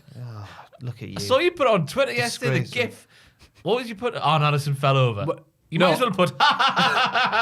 Yeah, I nearly put Arn arse over Titson, but that doesn't really work. And I'm glad I didn't go for it. Maffew. So for tits. It was like, that was the height of the fall. Where is the line? He was all right. Is no botch too... He didn't fall like 20 feet on the concrete or like Foley at King of the Ring 98. Is nothing sacred. No. Absolutely not. I love Arn Anderson, but they're going to reference it on Being the Elite anyway. They're going to have someone... Ric Flair could have promo That's on the somebody's second time, argument though. this It's week. happened in quick succession that the set has not agreed with Arn Anderson. He Oh. fell off the ring that time, didn't he? Tried to go around the Oh, turnbuckle. that's God, right. Tried to go around Yeah. the turnbuckle. Now he's Was off that the one stage. funny as well, was it? Of course it was. Arn Anderson made me feel really clever once because, not him personally, but me using his name. Lewis, one of our writers, and we've known him for ages from back at What Culture and everything, he was, he's really knowledgeable about the graps from a certain era. And he asked us in the general chat once, who is the best wrestler to have had the least great singles matches or something like that? Or who's had the least renowned great singles matches? And I said, on a whim, I was like, Arn Anderson? And he went, what a shout. And I went, oh, yes, I'm clever now. Because I remember I've seen one Arn Anderson singles match, and it was against Flair, and it was class. It's the one where like they're going to punch the canvas and the other one's moving, and it's like, oh, my hand. yeah. Oh, it's a fall brawl or something. So good. Yeah, no, I know what you're referring to, but wait, what's the question? Who's the best wrestler? Oh, best wrestler. With the least great singles matches? Oh, but Arn had... Okay, that's fair enough. You haven't seen many Arn Anderson singles matches. No, I haven't, no. Yeah, but the ones he has had... Can he Roman Reigns. He's had a great load Arn Anderson number was of Roman Reigns, that'd be mint. Was it least great matches or least renowned, like least famous great singles matches? Yeah, okay, I'll go Which with I think Arn was, that might have been it, because Yeah. I didn't really know many Arn. You could put Cody Rhodes in that list, I guess. Hey, now. Because they brawl over the place, and at one stage, a serious fight. Oh, God, the feud, and Cody's trying to get the heat and everything like that. Goes in the ring, and he gets a sledgehammer and goes, womp, womp, womp, not in this match, and then gets a golden shovel. That bit was all right. Very subtle. Is that because I love the subtlety of AEW, bloody hell. Triple H buried people? Yeah, like, so we go from the sledgehammer to the shovel. Oh. Like, No, guys, more Triple H jokes. More. I'm like, I Because don't... Cody's turning heel. What, because Triple H is a heel? That wasn't a heel move. That like, I that don't, was I like don't the- get the... these bits annoy. These are the bits of AEW annoy me. Oh, Because I'm not in this for the tribalism. I'm not in this for the constant AEW, WWE I didn't take debate. that as a shot against Triple H, but if it was, then that's not very good. I had nothing to do with anything. He was doing this 2 years ago. It didn't even mean anything Because then. it was like he had Triple H's toolbox into the ring, didn't he? Sledgehammer, there. Golden shovel, there. Smashing the throne with what a I said, sledgehammer. yeah. This I'm was just to like, appeal- only you care about this, mate. Appeal to the anti-WWE folk, Wow, wasn't it? seems like we're all turning on Cody, guys. Come on. But it's just AEW in general. I'm watching the show because I want to watch the show and the wrestlers and the feuds and stuff like this. I don't care about your little Battle of the Billionaires. Hey, not I long bet ago. Triple H was sat at home on his sofa with his face like it was when Stephanie got kissed by Randy Orton. Seething tears rolling down his eyes, face, cheeks, whatever. Knees and toes. But then, Cody redeemed himself somewhat. What? Somewhat. Did he? Because they brawled, they fought, they did chairs. It was a good Andrade just beating the hell out of Cody, by the and way. and Loving that. Cody did a moonsault. What a fan. Did the moonsault, did the brawl, did all the stuff there, getting his ass handed to him. Eventually, Brandy shows up. What are you I was trying going to say, what a fantastic tribute to the wall it was from Andrade with his attire for the match. That's right. Very heartfelt, And he loved the table spots as well, didn't he? The wall. brother. Yeah. That's right. Just derailed everything again. I'm sorry. Thank you, pal. I appreciate that. It's usually me who does I that. saw so. that Ross wanted to say something, and I stopped you. I bet to you're find out glad what you Ross- interrupted that. Tell yourself it's never worth it. Never worth it. Just carry on. Pretend I'm not here. Eventually, Brandy shows up. Oh, hello, Brandy. And sets a table on fire, which Cody gets the reverse suplex and does it. Andrade clearly like, I'm not taking that effing bump, so he doesn't go through much of the fire.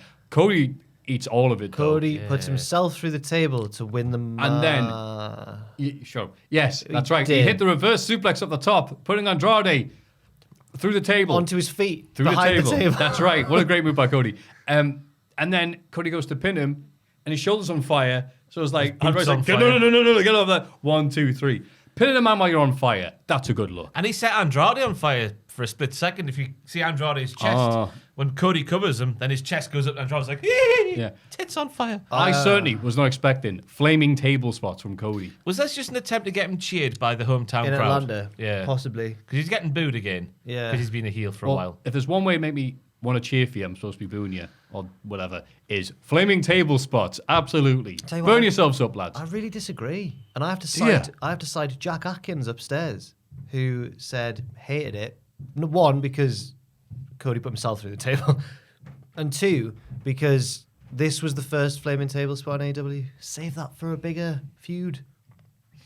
He actually said, this feud's been going on a week, which it was wrong. It has been going on longer than Yeah, a it's week, been on for a while. but it needed to be for a bigger. It's just no one, people have only cared for it for a week. Cody just wanted to give his people the best. Okay. Yeah. Wholesome. It's a fascinating character study of Cody. I mean, like, I've got wait, are you a heel or not? We genuinely don't know. I've got to commend him for doing it. Obviously, like, I wouldn't do that, Jesus. But How bad's it going to be when he's there? Like, I got burned in the crowd next week. Like, we don't care, boo. Yeah. I want to know what, because obviously Cody's had to put himself through a flaming table to get cheered.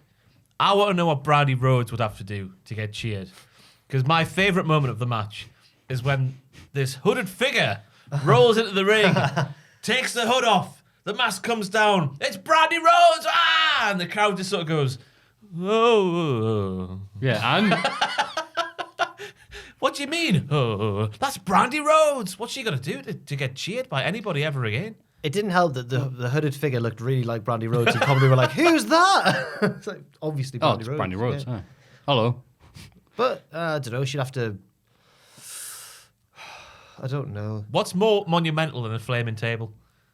2 flaming tables. Literally just a superhuman thing, innit? Yeah, she'd have to do one of them. Yeah. She'd have to pile of juggle things and then just juggle jump through 3 flaming chainsaws. If there's one thing to prove, it's like wrestlers, a lot of them are like, yeah, I just want to do death matches. I'll do all that cool stuff. Can I do it, Tony? Oh, you said yes, but you'll have to do it now. Oh, okay.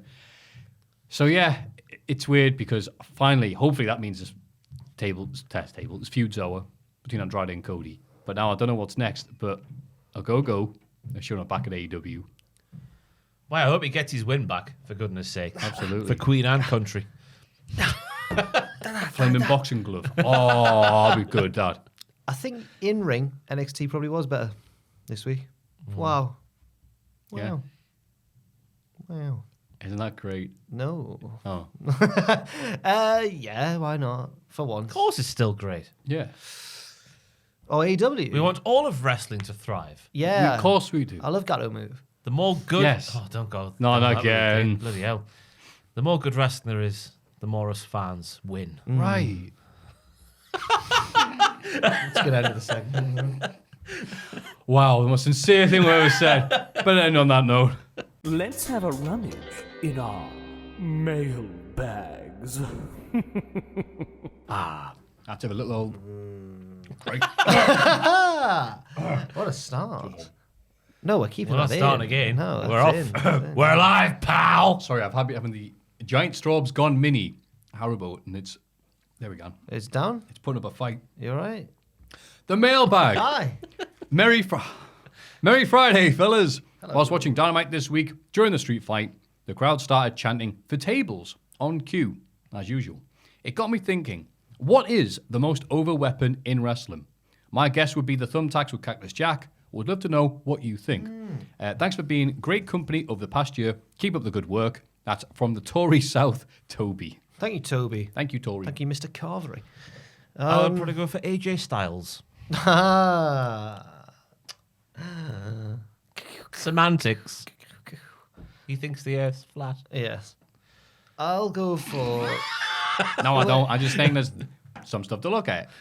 It is tables, isn't it? They do chant for tables. Yeah, but I would say that a live experience, the water cooler jugs on sticks, they're the most over things. What? you know, coolers for. Yeah, what I'm Big trying to say. blue Big colours. plastic. Yeah. Yeah, them things. Them things with a stick shoved up them and taped up, because they're nowhere near as painful as getting hit What with have you- thumbtacks or. I have or never whatever. seen Where that have you before in my Have life. you never seen it? No. Oh, they're What like sort of death match? yeah, a death match. They'll have it, and sometimes they'll put other stuff on it, but just by itself, it's over because the cooler. noise it makes. Water cooler on a... Bonk. Water cooler on a stick. Yeah, with this. Oh, it's in a... Like a plastic water... Yeah, plastic water cooler. Oh, with a yeah. stick I on. thought you meant a cooler, like an ice... Like a ice box. Oh, On it, no. I was like, I eh? couldn't think of the technical term. Yeah, water... Yeah. Right, in an office. Water container. I getting hit with light tubes. Psh, ah. Oh, light tubes I are know, good. like get out of a chair. Ah, getting hit with that. Bonk.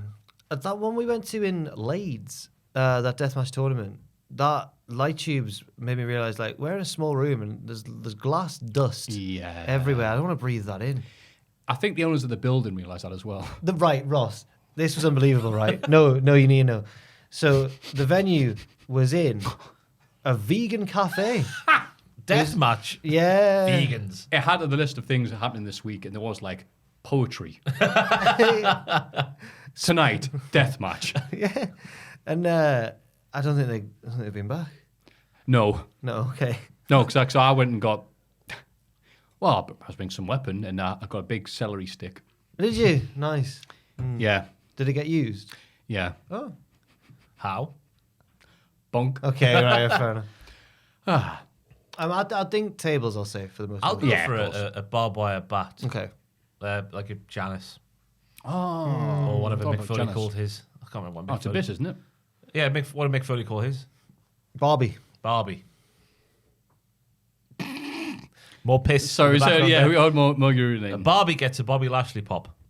What? Yeah, It's him. and the jug on a stick gets the brother love pop. What was the third one?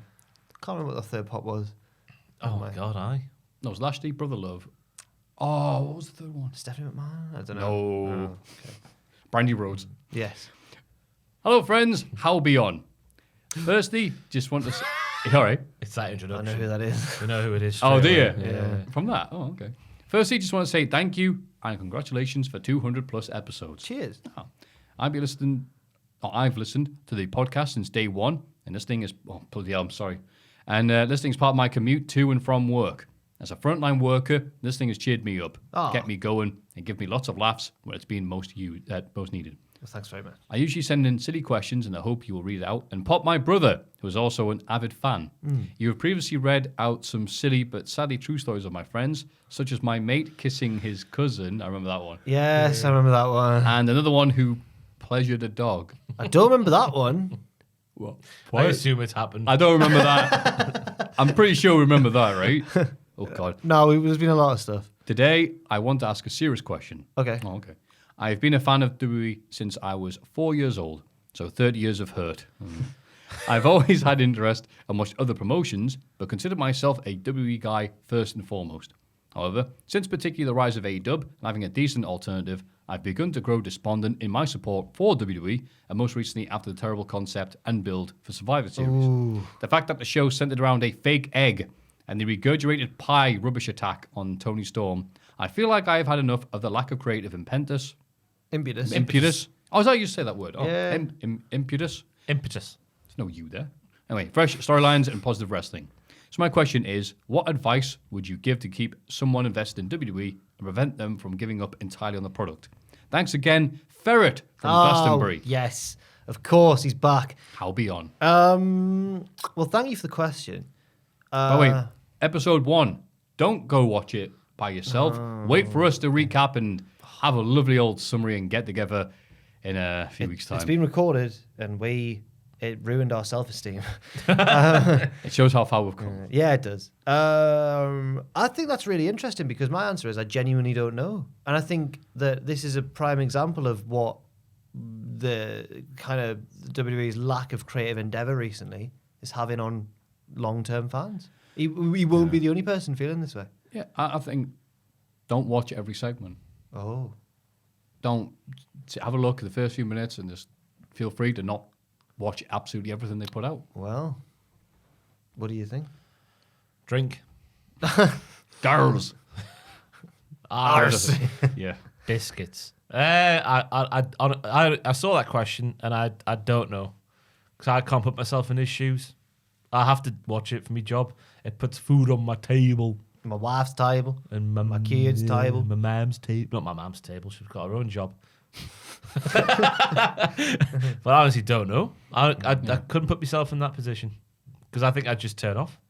Yeah, I think I would have stopped watching it by now, which is a horrible thing to say. Yeah. But There are bit highlights of the shows. Just overall, there's so much stuff that they have to put on. Again, 3 hours every Monday is just tough for anybody. Yeah. it's long. So there's never going to be a knockout episode where every segment's great. That has never happened in the history of wrestling. I don't think. Yeah. Maybe it has. I'm going to whatever. But it rarely happens. The answer is watch AEW, join the dark side. That's right. No, don't Take do the money that. from Tony Khan. Yeah. Because WWE still do good stuff. They do. They just obviously In have. spite of themselves. Yeah. Vince Aye. McMahon will make money in spite of himself. That's what he's doing with the golden egg, being a prime example. Making money despite himself. Putting golden eggs as his main theme for Survivor Series, for goodness sake. And also, don't watch this period in the year of wrestling is always in terms of WWE is always like negative because they're like, well, we don't use our best stuff. We've got like Rumble season coming up. What do you Series, Extreme what do Rules. you hate the most Go on. between SummerSlam and Survivor Series or Survivor Series and Rumble? What's worse? Because I don't The first know. one. The first one, Yeah, the first one's locked. because of the build to Survivor Series, is always Something a bit big always happened. Well, it used to be Armageddon, didn't it, back in the day? at the end of the year. Back in the day, there was always something around Armageddon. Then we had the murder last year. Randy and the Fiend. Oh, yeah, right. God, Set him yeah. on fire, for goodness sake. He Cody Rhodes him. And then he beat him at WrestleMania. 1, 2, 3. One RKO. That's Yeah. right. He Bray beat- Wyatt is difficult to work with. Who can see why? I can. They booked him terribly. Yeah. So that's another thing to remember. It's not always great. It's not a seasonal thing. Seasonal. Yeah. This will be the time, God willing, this will be like, okay, the WWE guys are having their time off now because it's just a bit right about now. But no, they have to keep on going. And it's always awkward. They have more emphasis on the gimmick pay-per-views and all the other little stuff. So, thing that keep you watching, watch the Rumble. That'll get you hyped. Yeah. The Rumble's fun. Always. Yeah. Good day, gentlemen. Congratulations on making it to episode 203. Is it 203? Shay.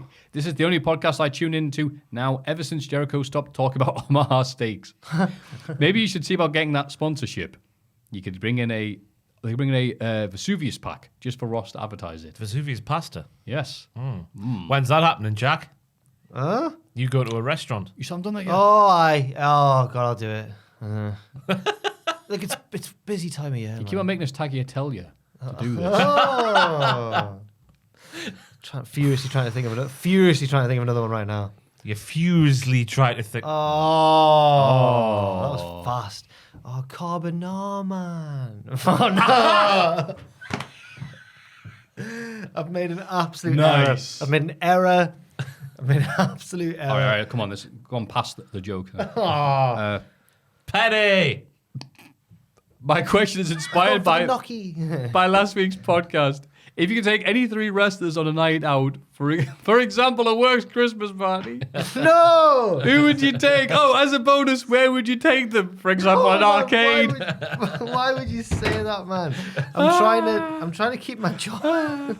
Thanks for everything you do. I have followed you since before Cultaholic began, and I've been happy to watch it grow into one of the best channels on YouTube. Thank you. Kind regards, Biotic God. Thank you, Biotic. 80085. Oh, boobs. Right, thank you, Paul. It's been a while. Oh, good. Oh. I'm trying to think, like getting a sponsorship. I thought last week we'd get some sort of AeroPress deal, the amount of stuff we were I talking know. about there. So who? Oh my God! One guy really didn't enjoy.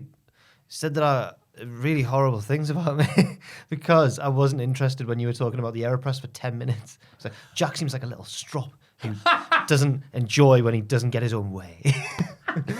Maybe he meant the Christmas party. But during the No, it's definitely the AeroPress. there was a few comments about my face during the AeroPress because I'm there going like, like, how long is this going on for? It was a worthwhile discussion. Was it not? Have you tried the inverted ring? No! No. Because I tried it and I didn't like it. Can you actually tell the difference? No, I just made a bit of a mess on the counter. That's what I'm worried about. And then then my housemate comes in, he's like, what are you doing? I'm like, I don't know. Oh, hey! Spills everywhere.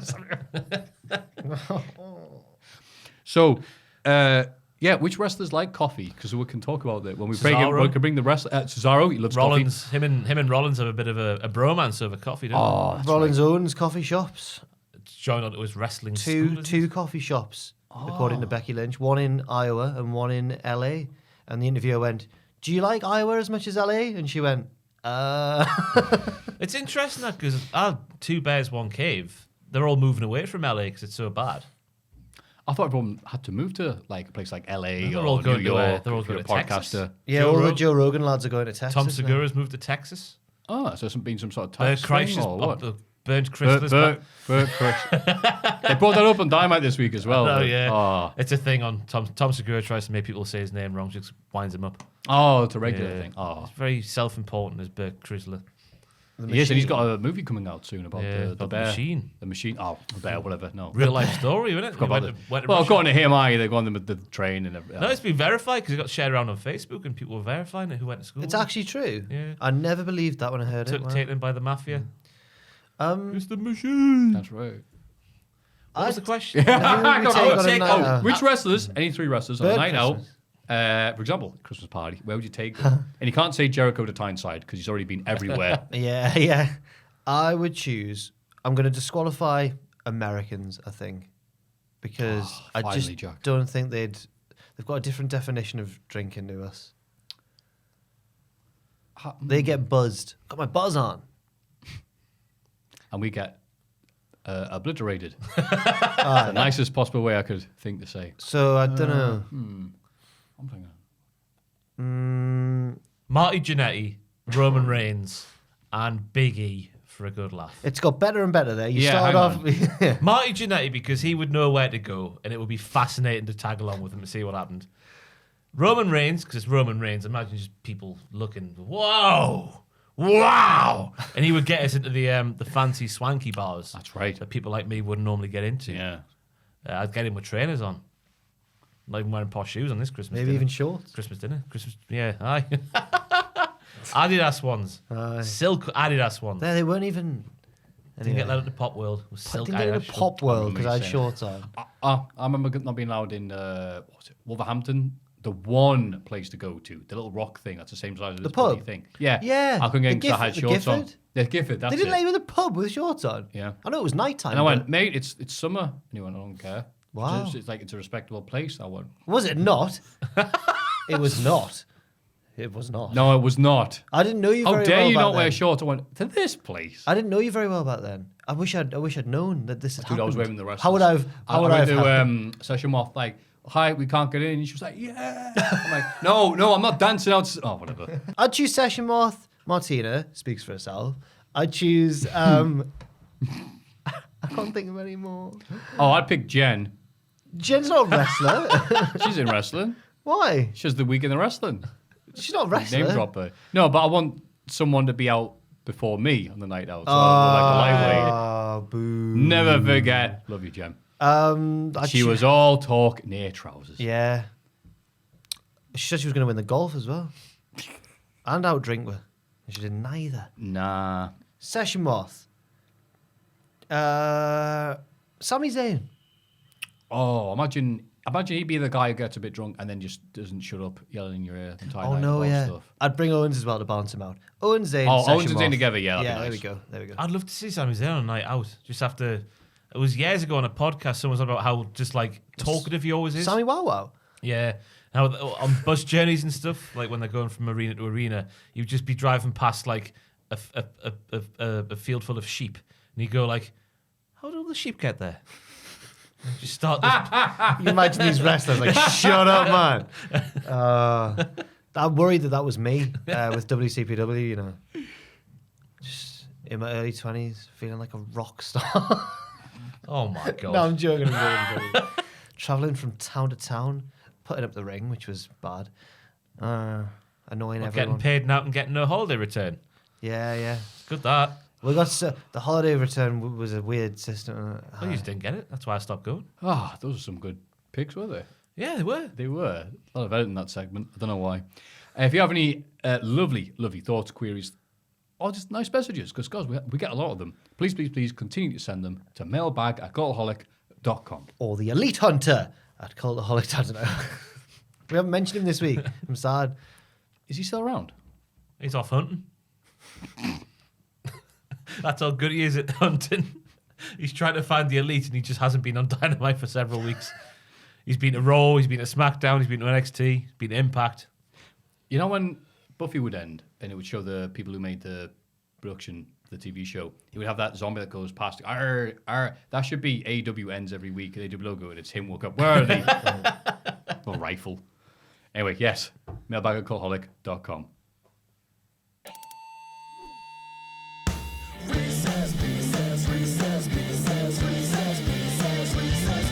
Let's have a bit of wrist piss. Yeah. Hi again, gentlemen. Hope you're still well. We are. Thank you. I had a delightful time seeing my previous Reese's Pieces piece being enjoyed on the podcast, so I thought I would come up with some more. Which one was this? In case you felt like you'll see it in another round. Who do you think would win the following matches between these teams of wrestlers and musicians? Yes, And why? the musician man. All right, this was great. This It's was happening very twice, good. but it's not happening the third time, Oscar. Is it Oscar? I think it's Oscar. It is. Look how long it is. No, it's many pages. It is. Oscar. Oscar's done a great This is job. it. All right. This is your last This is Oscar. it. sorry. This is- But no, this is that- a lot, body lad. But it deserved a second go. I absolutely did. So fastest thought first, Jack Ross. I'm going to do fast this time. Yeah, I think we the show believe you. is really long. Nails and Jimmy Nail versus Meat. I guess that's Sean Stasiak and Meat Loaf. Oh, Nails and Jimmy now. Nails and Jimmy. Oh. Jails and nails. Yeah, eh? Jails and Jails and nail. Jalen That'd and Nailing. be that name. I'll go for the double meat. Nailing. Yeah, all right. Nailing and jailing. Nail and Jail. That's not a good Silent profile. That sounds bad. X-Pac and Exhibit versus D'Lo Brown and D-Ream. The guy that thing's going to get better. Oh, Is it D-Ream? Yeah. D-Ream? D-Ream. Oh, is it? Okay. I interviewed them on work experience at the Sunderland. Did Night, though. ya? Yeah. Did they show up for their interview? It was over the phone.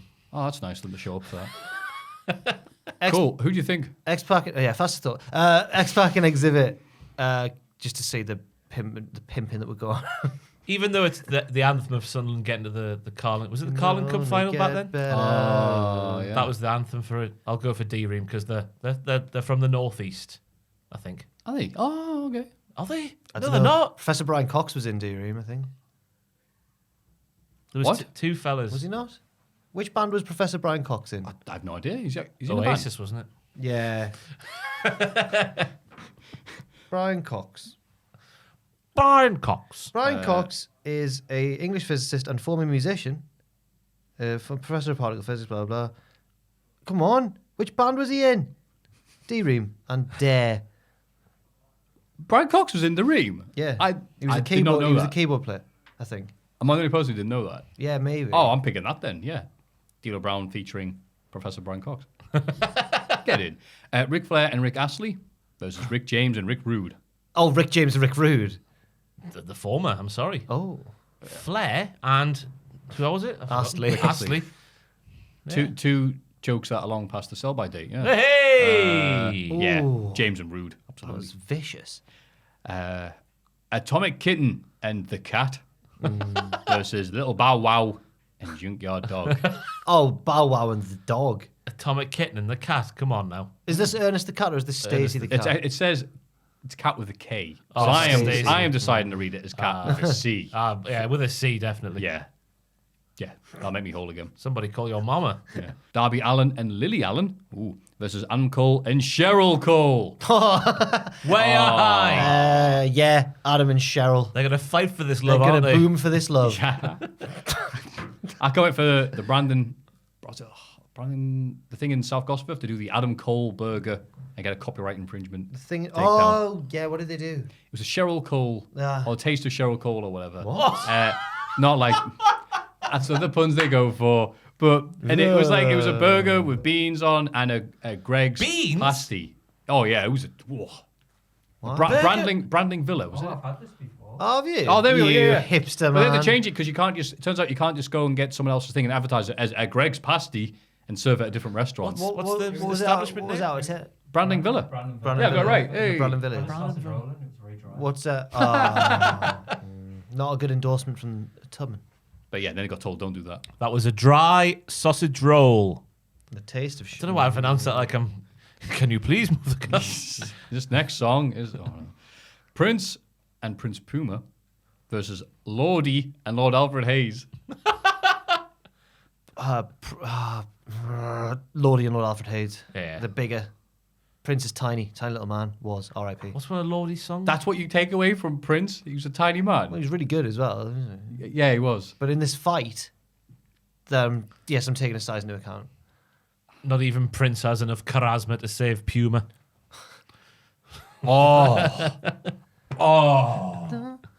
Do you like that, do you? that was brutal. Yeah, but Lordy and Lord Alfred Hayes. What's one of Lordy's songs? Is it Skinny Lover? Is that her? Is that someone else? That's Bon Iver. Bye, bugger. I couldn't tell you. I know who Lord is. Lordy. Lord, as in. I just think of the Oh, Eurovision Lord lads. is in Lord. I realize I'm saying this. As in the I might new- be saying this incorrectly. Lord Lord is with in- an E on the end. Oh, I thought you meant Lordy not- as well. I thought you meant the Eurovision. There was another lads. band called Lordy, isn't it? The Eurovision. Is this Lord with an E? It is. Oh, she does Royals. Royals. Oh, yeah, yeah. Oh, yeah. I know it's all Oh, for well, Lord there. Alfred. Lord Alfred Hayes. Royal. His silly voice. Oh, That is actually just Lord Alfred Hayes' impression. Yeah. DJ Sammy Prince McMahon. DJ and Sammy. Sammy Guevara Oh, we're in heaven. versus Daft Punk and CM Punk. Daft Punk and CM Punk. I want the Daft Punk remix of Cult of Personality now. Give it to me now. Daft Punk are overrated. I like. What? Where did that come from? What? And I went to see DJ Sammy in BCM Oh, you in genuinely Magaluf, prefer DJ Sammy, don't you, Daft Punk? and the woman who originally sang Heaven was there. The DJ Sammy version. Yeah. So it's that for me, Jeff. Why do you think Daft Punk are overrated? I don't know, I just said it to wind you up. Oh, right. Well, it bloody worked, It worked, didn't it? Yeah, I'm such a bastard. I hope you're happy. Anyway, yeah. Heaven's a DJ Sammy with Heaven though. Yeah, yeah. Oh, it's yeah. a- oh, it's No, an I'm picking anthem. DJ Sammy. He's just I an tell you, anthem. a very small man. DJ What is it Sammy. with you guys in height? Richard, can you Google the height of DJ Sammy because it's Oh, if he's it's got he's taller than me. I'm not going to be surprised if it started with a 4. He A was 4? he was tiny. I thought you meant I was thinking of in meters. I was like, what? We're looking for pictures of him. What, like next to Oh, cereal everyone's boxes? going to think the last is DJ Sammy, aren't they? Why don't you just Google DJ Yeah, Sammy? DJ Sammy height. What are you No, doing? he was going to work this out by looking at it. Yeah, hang on. He was going to take the There you width go. of his Now hand, it's his there. span. It'll tell you specific. Oh, this doesn't look legit. How does this website know the height of DJ Sammy? Control F, height. 4'8". It's not. Is it not? Oh wait, are you joking? I thought it actually said that. Height unknown. Because he's too small to be measured. He was such a small man. It's very. He was tiny. You could barely see over the decks. Big E and Biggie Smalls versus Tiny Temper and Shorty G. Big E and Biggie Smalls. Tiny Temper and Shorty G. Because they're both got they're small both in their small, names. yeah. Yeah. But not as small as... DJ Sammy. Thank you. Yeah, I'm a big person myself, so...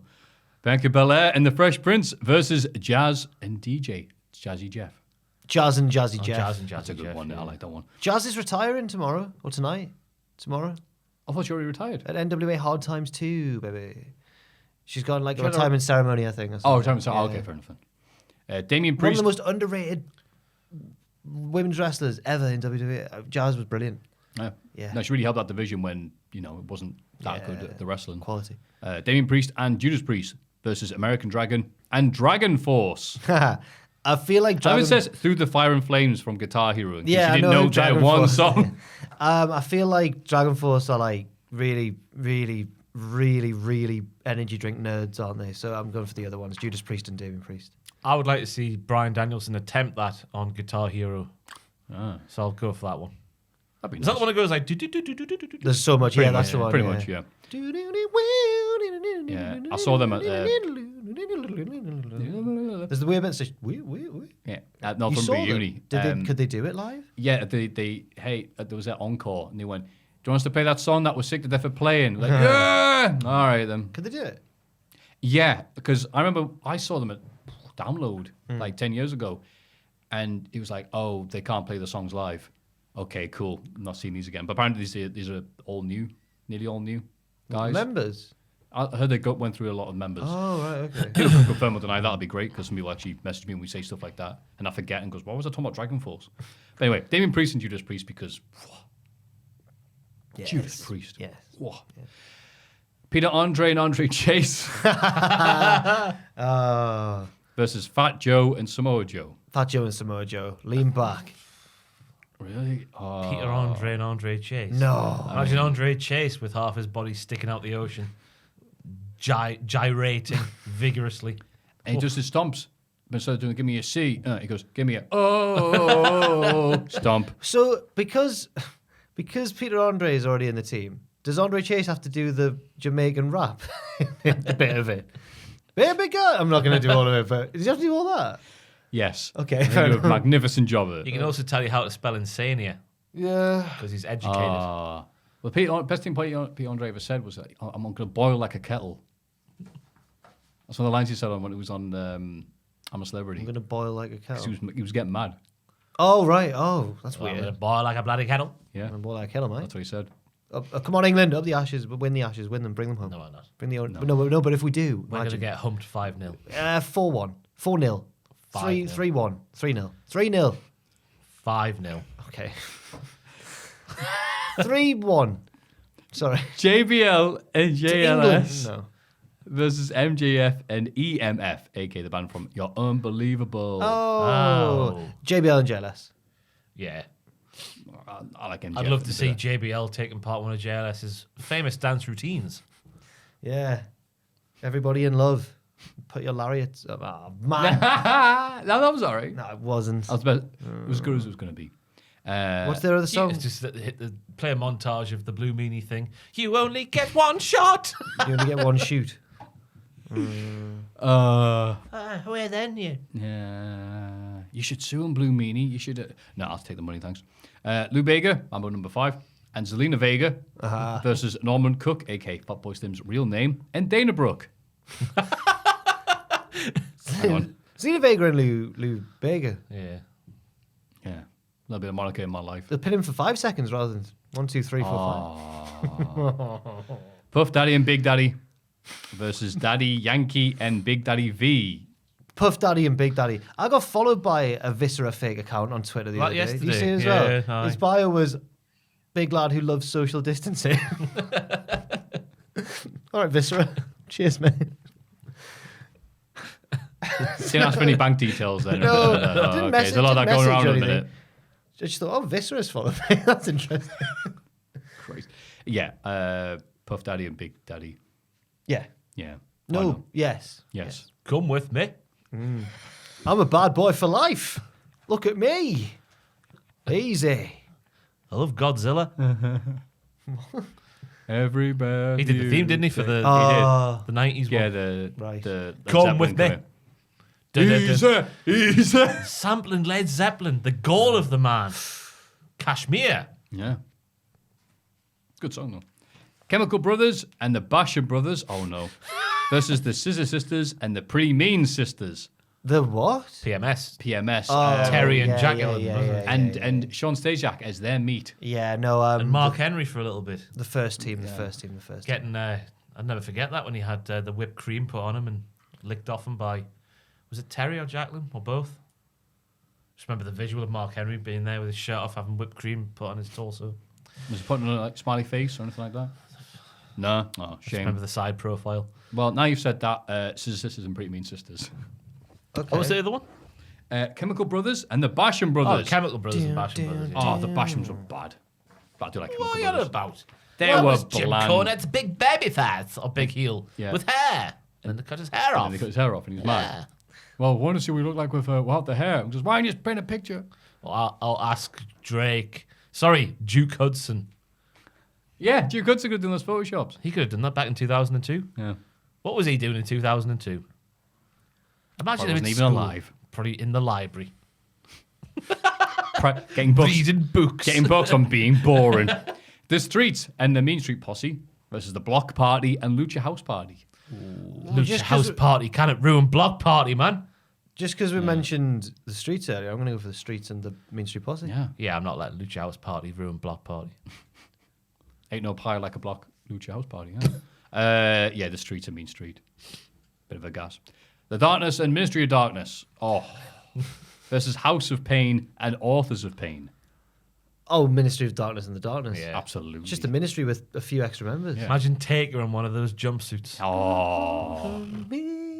No. Beforehand, it was said, I will never do that. He'll do it now for a tenner. MC Hammer and Greg the Hammer Valentine versus Freddie Mercury and Joey Mercury. Oh, fantastic. I'll go for the Mercuries, you know? Interesting concept because, of course, No. Freddie Mercury wants to break free, Oh, okay. but J&J Security Had to prevent that. thinks secure. I thought you were going to go. Whoa. I really thought you were going to go interesting because one of the options for the Christmas party was a Freddie Mercury tribute. Oh, right. Oh. That's why I went, Interesting no. you mentioned that. Thank you for bringing it up again. The best option for the Christmas party out of the four was a Freddie Mercury tribute. Well, you know what? I was going to go with the Hammer, but now you've said that. Yeah, the Freddie Mercury tribute. Craig Sounds John. like Craig John, Check the him out. UK's best Freddie Mercury tribute. That's what I'm doing if I'm bored from the arcade. Just going to Freddie. The $1 Million Man and 50 Cent versus Road Dogg and get it. Snoop Dogg. I think $1 Million Man's got about 50 cents in his bank right now on, with there's all a- those there's a- See the lawsuits. size of Fiddy? I'm going for Road Dogg and There's only one answer here. I'm going for the $1 Million Man and Fiddy. It's the other one. Ooh. Snoop Dogg and Road Dogg. The Dirty Dio Dogs. quadruple G. Yeah, Quad G, yeah. Oh, yeah, they were 4 Gs. Yeah, and Road Dogg just borrowed all of Snoop's for his old They stuff. are 2 Yeah. Gs, but they have 4 Gs. The 2 Gs were 4 Gs. That'll be And their Snoop wacky Dogg, I name. assume, has many more Gs in the Yeah. back of his limo. After all those Just Eat adverts, yeah, in the bank. I was about grams of weed. Oh, all money in the bank. Yeah. Generous, 20 bags everywhere. Tacos to the chateau. My name is Snoop Dogg.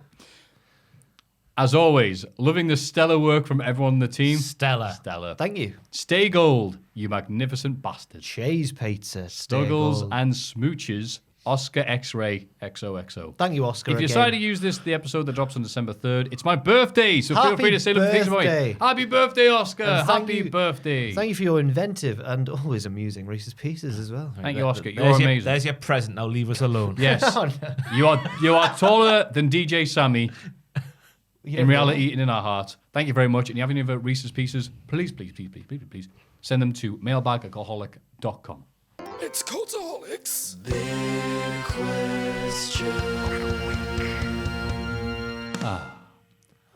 What a lovely, heavily edited podcast we've had this week. It's not been that bad.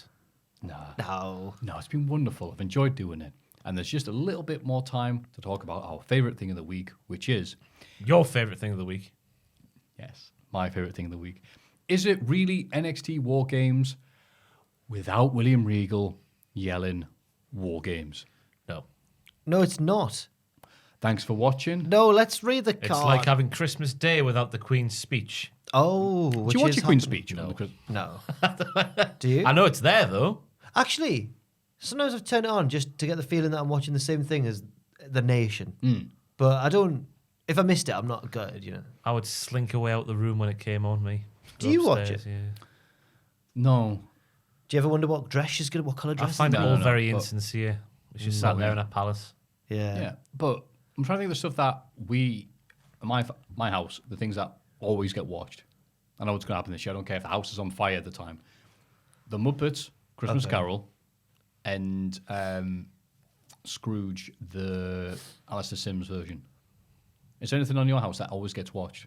We're pretty chill. Yeah, whatever's yeah. on the telly. Yeah, whatever's on. It's just my family But that's this year- religiously No, it's not devoted you. to it. No, it's not you. They won't go to mass. not They won't just do you. like they want the Queen's speech, but they will watch You a those every Catholic? year. Why do I care? Anyway.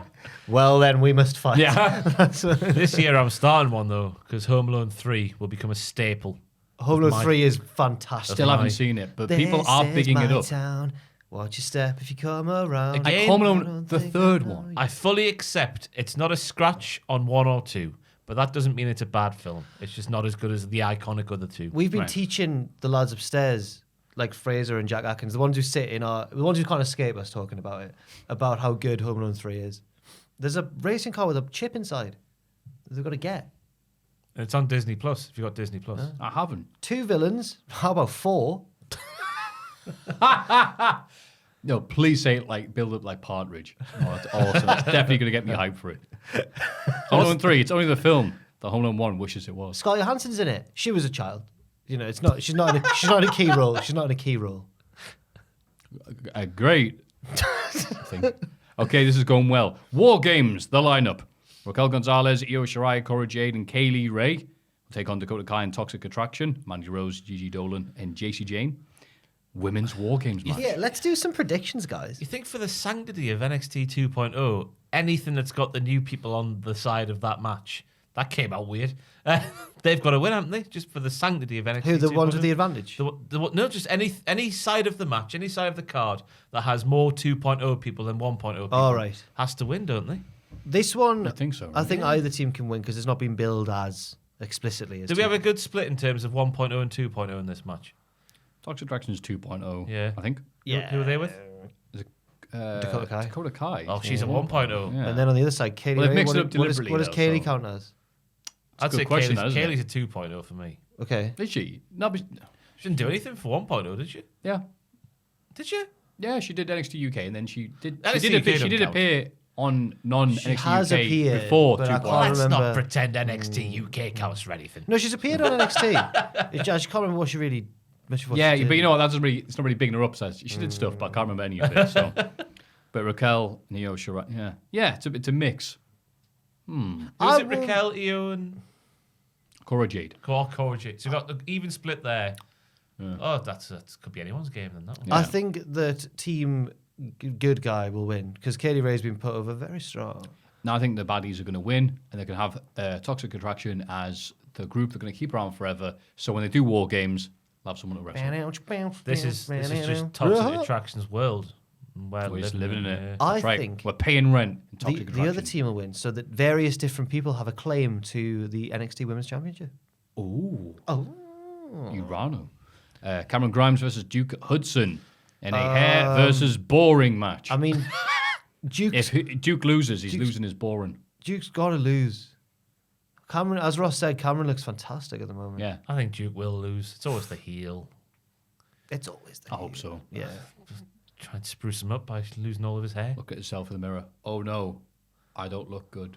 He probably will. This is the worst day He'll of my probably, life. he'll probably still look very good. I used to look so handsome, but now I look like an egg. Vince McMahon is going to take me on Raw. Imperium versus Kyle O'Reilly and Von Wagner, the wacky team of wackiness. NXT tag team titles. Imperium's got to win. I can see a desperate attempt to keep Kyle on by having them win. I can see that happening. And it's Von Wagner, for goodness sake. Everyone loves Von Wagner. Everyone. we walk down the street and people go, "Oh, you're Ross of Cultaholic," and goes, "Yeah. What do you think about Ron Wagner?" I can't move on Northumberland Street for Von Wagner t-shirts. Out next to Beatbox and Spider-Man, Yeah, there's yeah, a guy yeah, going, Can I spare any change for the W Network so I could see more Von You Wagner? should see, man, all the cool frat boys have their Von Wagner haircuts. We did a tier list the other day, right? And we were talking about music. And Ross described one song as so good that he puts it on his headphones when he's walking down Northumberland Street to avoid talking. walk past the frat boys on Northumberland Street. I was like, what? You know, the frat boys that are at Newcastle Uni mostly, and they threaten your masculinity because they're so cool. But frat boys, though, it makes me think of like they're all wearing varsity jackets and drinking out of red cups just outside a KFC. Break out in the song and everything. I was going to say, hey guys, it's the Northumbria Uni guys. No. They wear leather jackets, some of them. The leader wears a leather jacket. Who are these? leader. So then the frat boys came up at various other points in the video, which you'll see when it comes out. There's a. You know, when you're not feeling too confident walking past a group of people. And you're thinking, I'm a bit threatened Yeah, here. but I've Put never- a certain music on in your headphones and you get. I get that.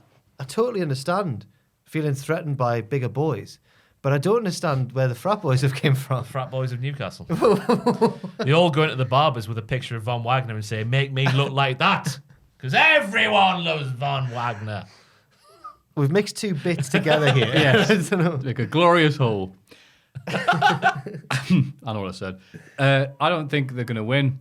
And that's going to cause a separation. Von Wagner's going to mess up. He's going to blame Kyle and they're going to feud. And then Wagner's going to win. And then Kyle O'Reilly's going to ask Tony Khan for a job. Yeah, I think that's exactly what I'm saying. Singles match for the NXT Cruiserweight title. Or is it? Roddy Strong versus Roddy Strong with the Diamond Mine versus Joe Casey with Harland. Is that his name? Yep. Yeah. Harland. Holland. Just one name. Sounds like a farm or something. He had a really cool name, Parker Bordeaux. but That's there was right. already a Bordeaux. Well, there wasn't. Not anymore. And she was only Scarlet, wasn't she? Yeah. And he had really cool hair, made him look like Brock Lesnar. And now he's Now he's big bald. man. I'd forgotten about that dude. Um, And now this dude showed up. I think I'm gonna say that Joe Gacy will win. Are you? And then the open weight title will be born. Yeah. Or we'll call it like the Cotton Wool Safe Space title or something. Yeah, it's just something really wacky and this will just drag on endlessly. It'll be a wristband, not a championship belt. Yeah, God, yeah. Something like that. Oh no. Team Black and Gold. What? Tommaso Ciampa, Johnny Gargano, Pete Dunne, LA Knight versus Team 2.0. Black and gold. From break. Why are they not calling NXT 1.0? Oh, I can't call it NXT. Okay, whatever. Black and Gold then. Bron Breakker, Carmelo Hayes, Grayson Waller, Tony D'Angelo, with Trick Williams. If 2.0 doesn't win, it's going to be my favourite result of the year. It'll be outrageous if they don't win. But I think Bron Breakker is going to break things. I think LA Knight will be taking the fall. Yeah. That sees the Black and Gold brand lose against their young whippersnapper counterparts. Well, LA Knight and Waller are feuding, so I think, if that... Not him, man. I know, Really I know. passionate there. Bron Breakker's going to get the He's pin. just not as. I'm he's- saying, like, whoever gets the... Yeah. Grayson Waller is a cheap man's LA Knight. He really is. He really is. LA Knight has got more charisma in his weird little thing that he's shaved on his face at the moment. A beard. And Grayson, it's not really a beard though, is it? It's like elongated sideburns. Chin strap. That's what we'll go for. Oh, yeah. More charisma in his chin strap than Grayson Waller has in his entire being. More charisma in his jock strap. than Yeah. Grayson Waller. His arse crack. You know what? LA Knight, more like Little Knight, and Grayson Waller, Farm Foods Waller. Oh, it's been a long podcast, Yes. hasn't it?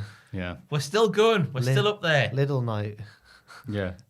Little Knight. Yeah. Oh, little night. We were doing food puns once in the office at What Culture, and a member of staff once tried to join in with the food pun hilarity by going Jack Egg King. I've still never understood what he meant by this. We were all saying Eggy Guerrero, Nacho Man, Randy Cabbage, Kevin Mash. Kevin Mash was That's a a good one, yeah. Thank you. Jack Egg King. Kevin Mash was mine, and someone in War Culture refused to publish it because it wasn't that funny. It was funny. Kevin Mash was funny. Jack Egg. He went Jack Egg King, and I've never understood what he meant. Jack Egg King. Because Egg's got a G in it, and so is my middle name. I don't know.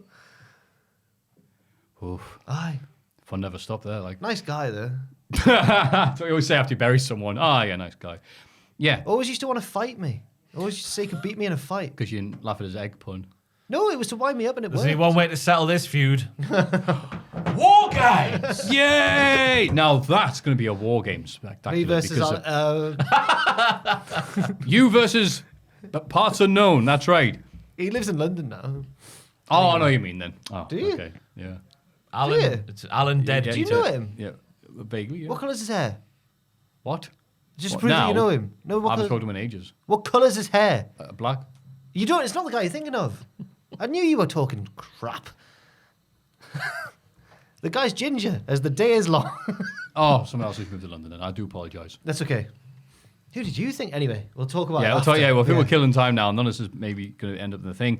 Yeah, NXT WarGames. I'm pleasantly, slightly hyped for this. As the heavens open above us, I can just hear God. from stairs. Between the urine, the lack of It's sleep, ended the and monsoon the season. editing, but this has been a funny old podcast. We need to end it. WarGames is a thing that's happening. Game, isn't it? It's a You know funny what? old game. You know the funny old people? Producers: Mark Leslie, Reno 2200, Noah Anderson, and AK Akajua. Akajua.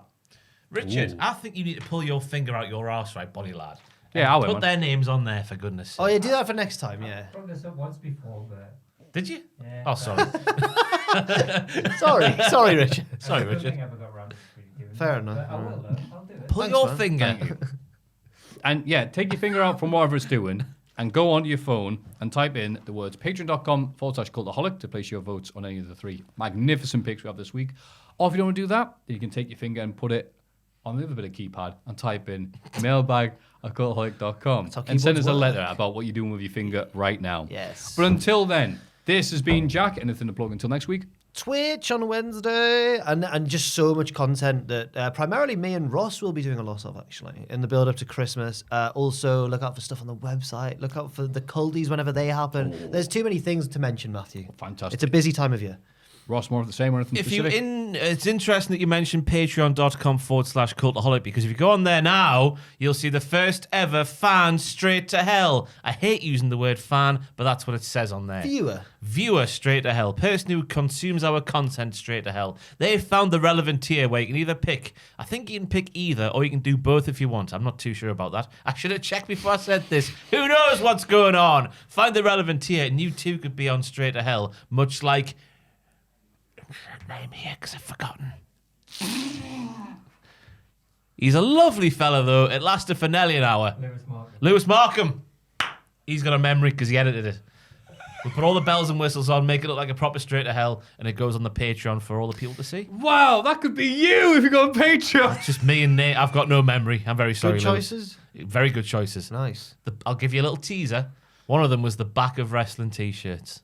Yes, And we had- what a shout. We had an impassioned discussion. I'd agree with that. And passion discussion. So many wrestling t-shirts I'd get if it weren't for the big back piece.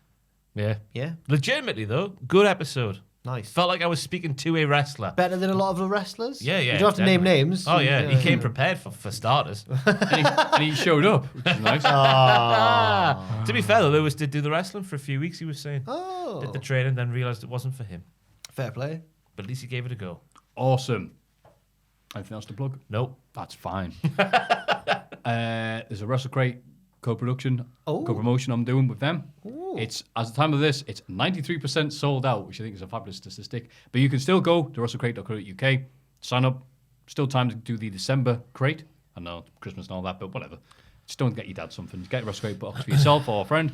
And use the code, is it Botchamania? I think it is. Yes, it is. To get a wonderful little new thing. And also, the little breakable table, which I'll have to bring in next week. Oh, nice. Because it'll be great if they sell out. And I'll be like, aha, this is what? You can't get any more. It Ah. breaks. Yeah, it's a breakable table. So it isn't the table. Oh, that's on the table. Yeah. it's a bit of a thing. Yeah. Your things when they don't Doesn't break. break, yeah. Yeah. Surely they should be selling a solid table then. Yeah. So Yeah. it coincides with The your box should turn up with a table. Cultaholic. Cultaholic. Cultaholic. What are we Cultaholic. like? Wow. What a lovely, lovely podcast we've done. And it's over. Thank you very much. Point at the sign. Oh, yeah. On the 3, we'll do the thing. 1, 2, 3. 1, 2, 3. Join Join us. us. Balls tickling. We fun. Fat Dog. Aye. Arcade. Christmas Heat. party, you know. Jack.